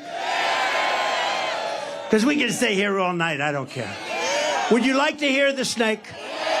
So it's a metaphor, it's an old song and it was redone. It didn't have anything to do with snakes or people or illegal immigration, but this has to do with illegal immigration. And I think it's very accurate, actually, and it's very sad. But I'll go and we'll do it, and some of you have heard it, and many of you haven't. But we're going to do it right now for the great people of the Bronx and elsewhere. We love the Bronx. We love the Bronx. Are you ready? On her work, did you know? You've heard this before? Have you heard it? We got the on her way to work one morning, down the path along the lake, a tender-hearted woman saw a poor half-frozen snake. His pretty colored skin had been all frosted with the dew. "Poor thing," he said, "I'll take you in, and I'll take care of you. Take me in, oh tender woman, take me in for heaven's sake. Take me in, oh tender woman," sighed the vicious snake. She wrapped him up all cozy in a comforter of silk and laid him by the fireside with some honey and some milk. She hurried home from work that night, and soon as she arrived, she found the pretty snake she'd taken in had been revived.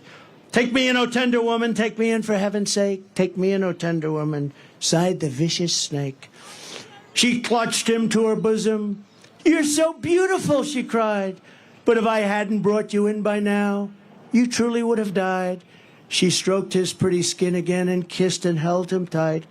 But instead of saying, "Thank you, ma'am," the snake gave her a vicious bite. "Take me in, oh tender woman, take me in for heaven's sake. Take me in, oh tender woman," sighed the vicious snake. "I saved you," cried the woman, "and you've bitten me, but why? You know your bite is poisonous, and now I'm going to die." "Shut up, silly woman," said the reptile with a grin. "You knew damn well I was a snake before you took me in." Right? So when we allow people from prisons, when we allow people from insane asylums and mental institutions, which are being emptied out all over the world, you know, their prison populations are going way down. You know why? Because they're being dumped into the... All right, come on, come on. I don't know why this is doing that. Remember the snake. Because you're going to get bitten like you never got bitten before, and you need a new president, and you have to get rid of this person who is not a smart person, not a respected person, and doesn't have a clue what the hell is happening. So, that's the snake. Did you enjoy the snake? On day one, I will seal the border, and I will stop the invasion of our country. Very sadly, in recent years, we have also seen our city destroyed by bad, radical left, pro-crime policy that virtually everyone, Republican, Democrat, Independent, everyone, you all know it's a disaster. You know the names of these lunatic policies. No cash bail. Somebody kills somebody. Go out. No bail. Don't worry. Go out and kill a couple of more people. Defund our great police. Defund the police. Sanctuary cities. Release violent repeat offenders from jail. Joe Biden supports all of this insanity and much more, but millions of people across New York know it's crazy. There is no way when you watch this guy get off an airplane, he doesn't even have to talk. When he falls out of a helicopter, he's got 3 little stairs. It's not that hard. You got 2 railings. You don't fall out of helicopters. You don't fall upstairs. He falls up. He has more trouble going up than he does coming down. That's a little sick. But you're just not going to vote for him. You just not. We got to win. If we just win the state, it just puts it right. It's such a big state. It puts it to bed. You're going to have a president and people, but you're going to have a president that understands what we have to do. We have to be nice about it, but we have to do things. And we're going to be done. And the world is going to respect us again. We were never so respected as we were 4 years ago. President Xi of China, Putin, Viktor Orban, did you ever hear of him? Prime Minister of Hungary, very tough guy, known as a strong man. Oh, they hate it when I talk about him because they say he's a strong man. Trump loves strong men. I don't know. I like weak men, actually. I like weak men. I'd much rather have a weak man than a strong man.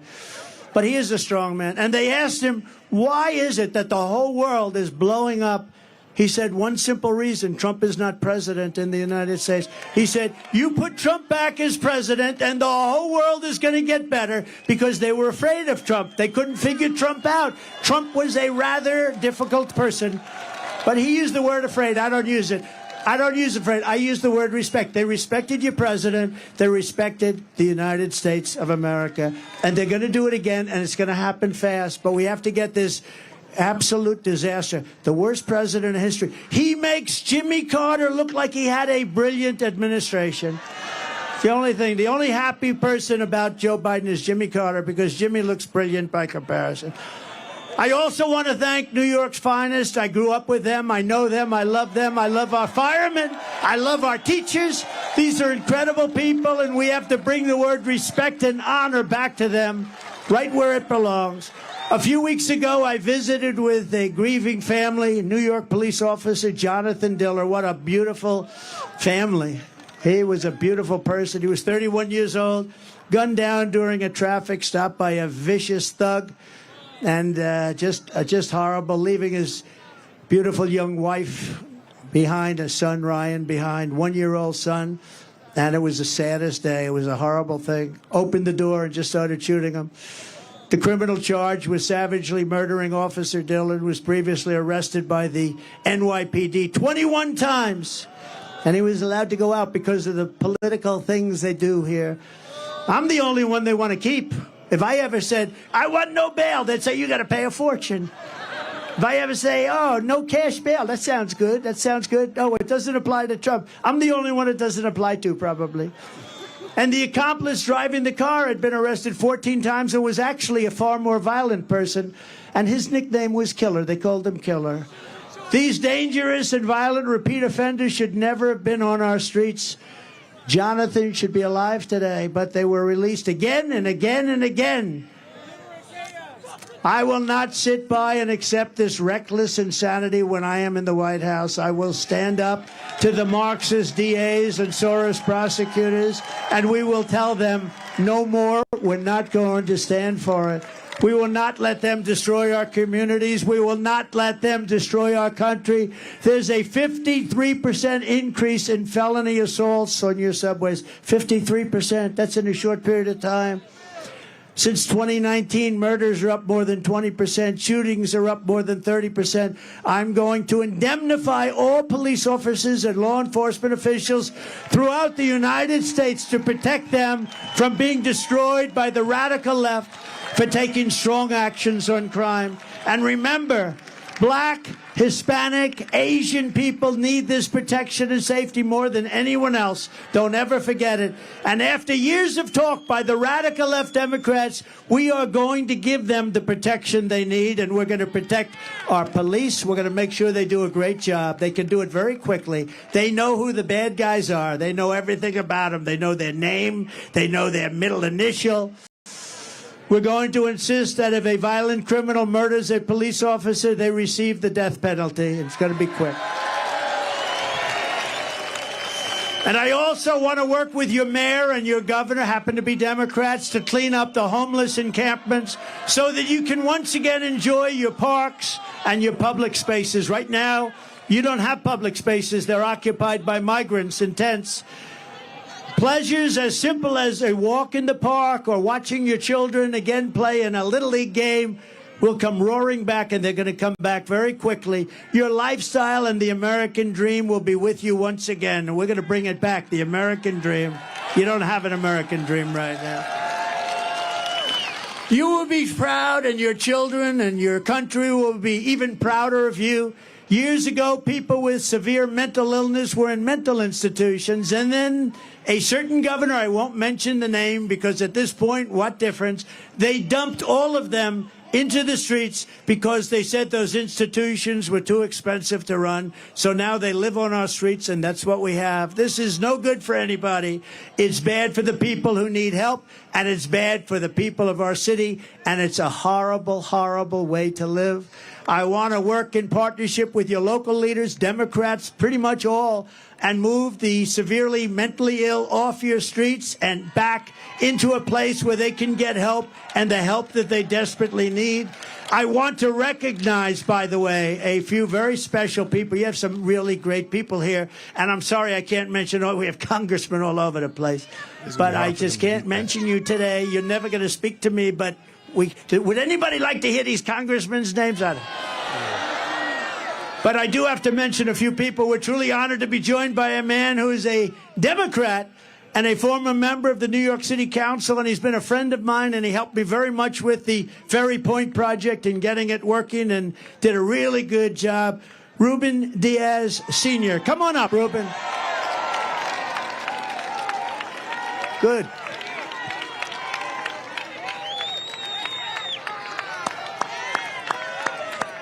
Good. You look beautiful. Please. Thank you. Mr. President, I am a Puerto Rican, a black Puerto Rican. I used to be a state senator for 15 years. And I used to be city council member. Today I'm here for various reasons. But I want to tell you first that as a Puerto Rican, as a Hispanic, I want to apologize to you for the conduct of George Juan Merchant. As a Hispanic, I want to apologize. Thank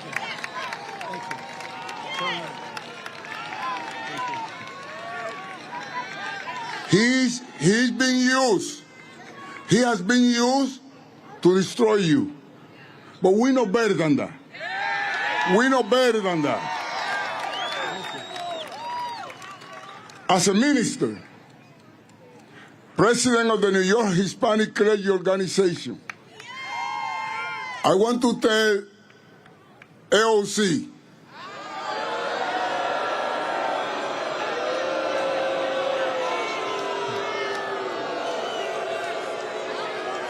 this morning, she intended to become a prophet.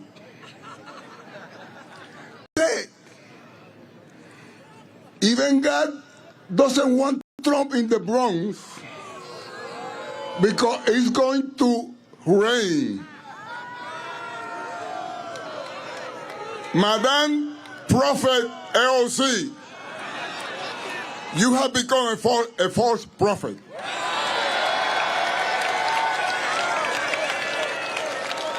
Look at what a beautiful day. That means that not only you guys want Trump in the Bronx, because if we're going to measure that for the weather, then I would say humbly that even God wants you in the Bronx.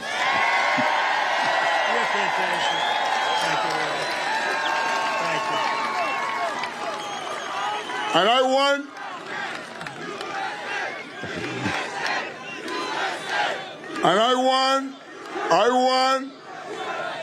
to close by saying I want to close by saying, Mr. President, I want to join you in having the Bronx great again. Please accept this Democrat, this black Puerto Rican with a kinky hair and a broken English. Please accept my endorsement for you as a president. Thank you very much.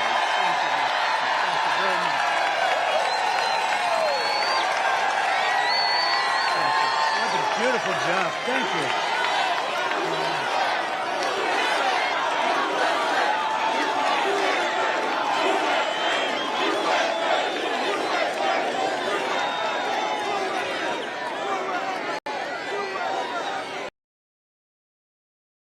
Thank you very much. That was how nice. Expect. That was beautiful.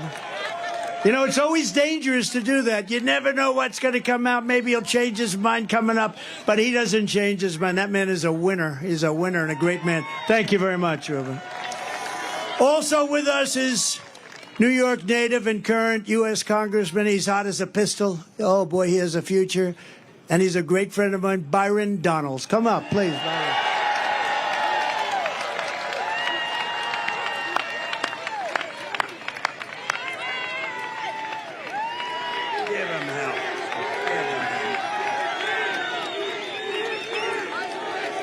Wow. Mr. President, there's more of them here now, up about an hour and a half ago. If there's one thing we know, is that this man was one of the best presidents this country has ever had.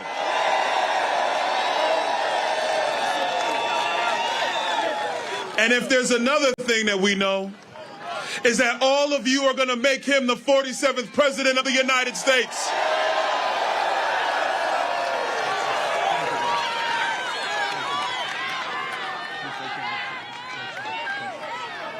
Thank you, Byron. Great. What a good future. Here as well is rapper Chef G. Does everybody know Chef? Where is Chef G? Where is he? Trump pulling out everybody. Come on up, fellas. Rapper Sleepy Hollow.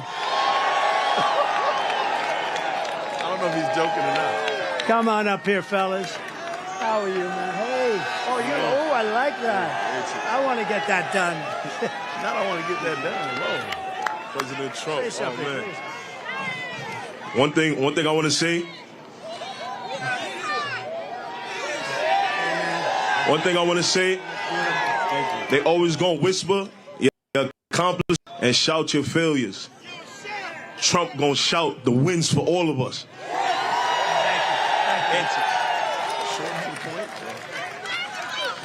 Make America great again.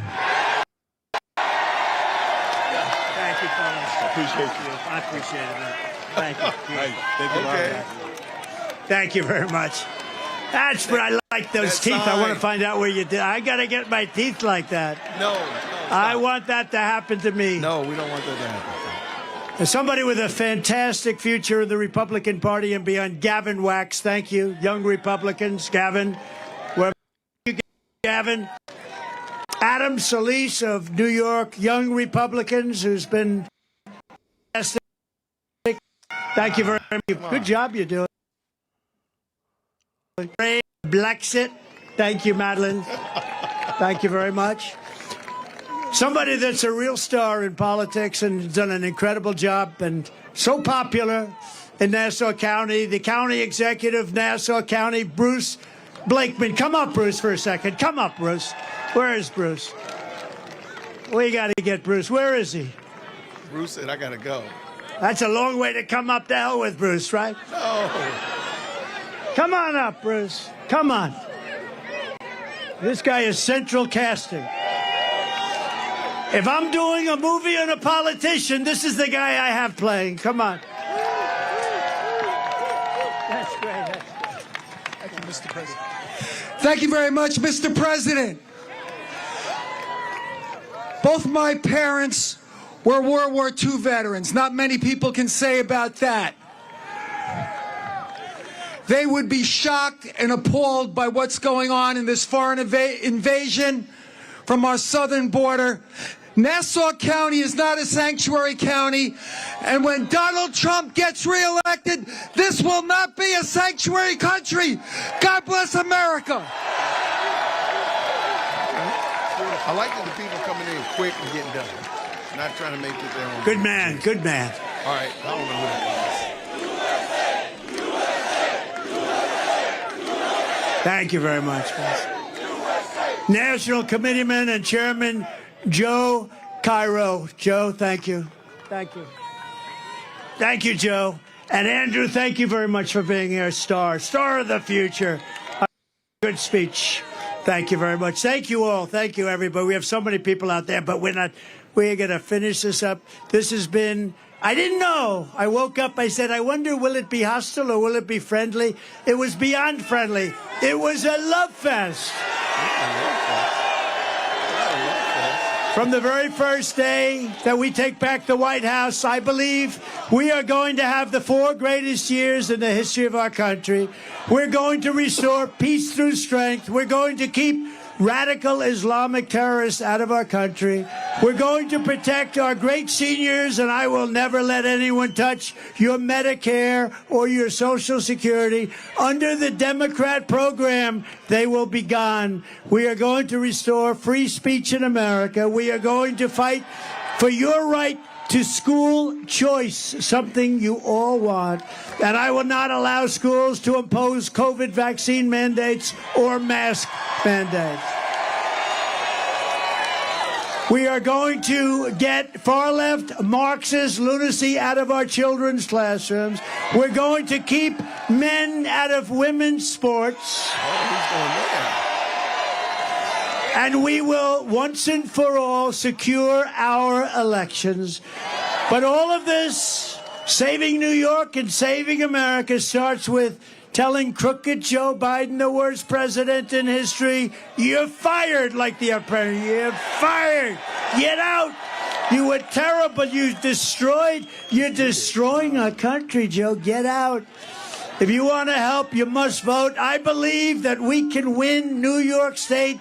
We have levels of support that nobody's seen before. I mean, look at this. So register, volunteer, turn out everyone you know. Don't assume it doesn't matter just because you live in a blue city. You live in a blue city, but it's going red very, very quickly. We must work together as a team to win. New York has always been the home of proud patriots like you. You are proud patriots. You love this.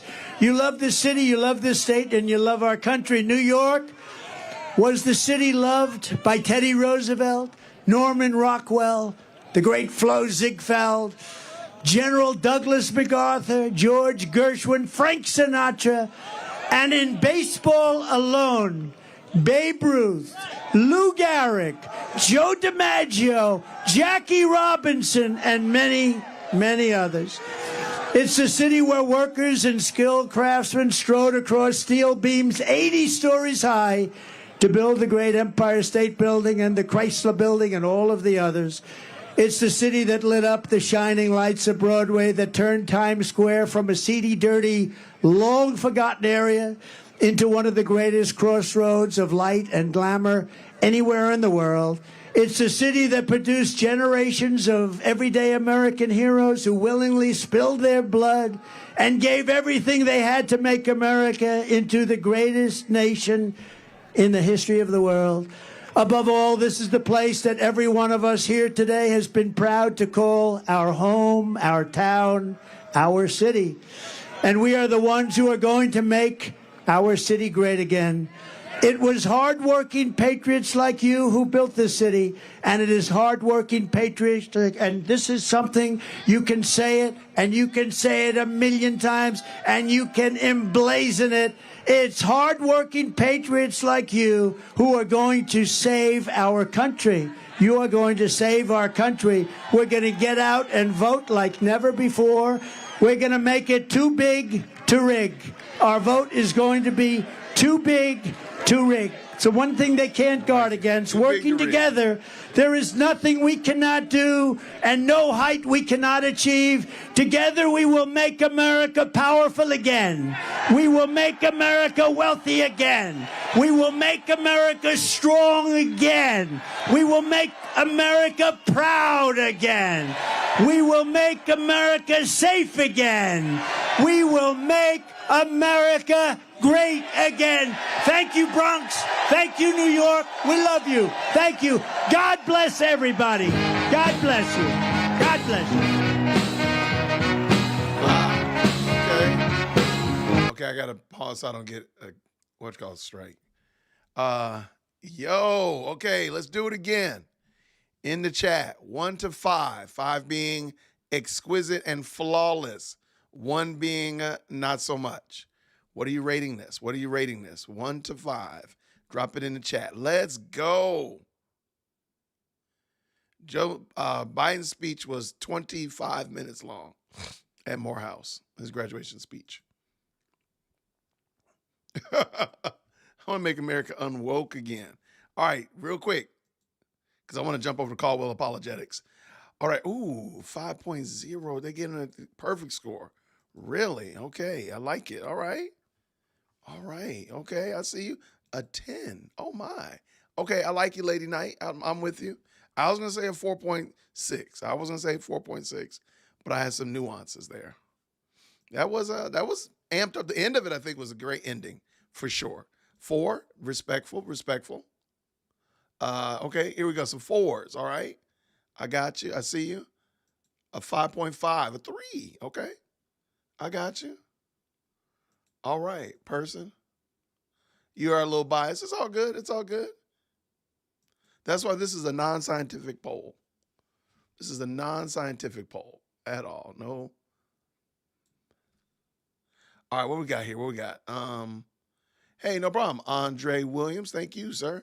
Appreciate you stopping by, rolling through. Why does that name look familiar? All right. Okay, 4-5. I'll give you 4-5. I can take that. Like I said, I was going to do that. So, okay. 4-6 is what I was thinking.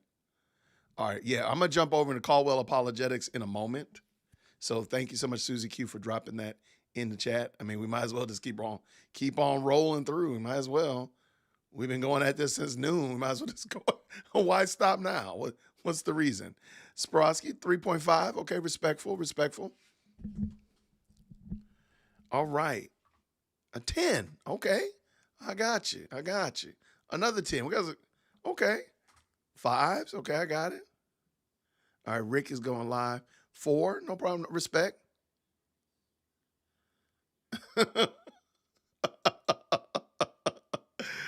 New York needs a Sodom treatment. Let me tell you, there's a lot of places in the United States. Trust me. We deserve an asteroid with the side of 6 plagues. You know what I'm saying?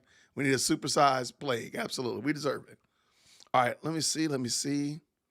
I said 5 because I'm worn down from the Fonnie and Nathan. Okay, 10. I got a 10 up in here. Okay. 5 being the highest. Yes, 5 being the highest, Apex. All right, the Trump dance. Did you do a dance? Oh, what is this? What is this guy talking about? Oh, what are you talking about, guy? Hold on. Sorry. MSG would be quite the rally. Obviously, that's been something that's been in the works, and we'll see when that is announced. But my, oh my, if that, what we just saw here in the Bronx is going to be anything of a sample of what it will be like at Madison Square Garden, right in the heart of Midtown Manhattan. Can you believe it? Wow. We want to thank our friends. All right, because they're going to give me a copyright strike for that. That was, okay. All right. Shout out. Respect. Now, somebody asked, and I would love to see a Biden. Hey, if y'all find a good Biden rally, to be fair, we'll do a Biden rally. Hopefully it'll be sometime. I can't do it tonight, though. Look, I don't care where Biden is tonight. If y'all find a Biden rally and you all want to watch it, we'll do a watch party of a Biden rally. I think that would be fair because we've been, we sat here and watched this one. We'll see if there's a Biden dance. That would be powerful. Maybe he got some moves. He learned some moves since he's now a Morehouse man. Yeah. Oh yeah, we deserve it. We deserve it though. We deserve an asteroid with a double portion of 6 plagues. Absolutely. All right. We're gonna jump over to Caldwell Apologetics. I'm gonna actually turn off the live stream. I'm gonna jump over to Caldwell Apologetics. If Susie could drop it in the chat one more again, Caldwell Apologetics link, that'll be dope. And then I will see you all over there. I gotta go and stretch my legs. I cannot believe I've been in this chair for 8 hours. That's crazy. I appreciate y'all though. Are the cameras in the library break room? Are there cameras in the library break room? I don't know what you're talking about.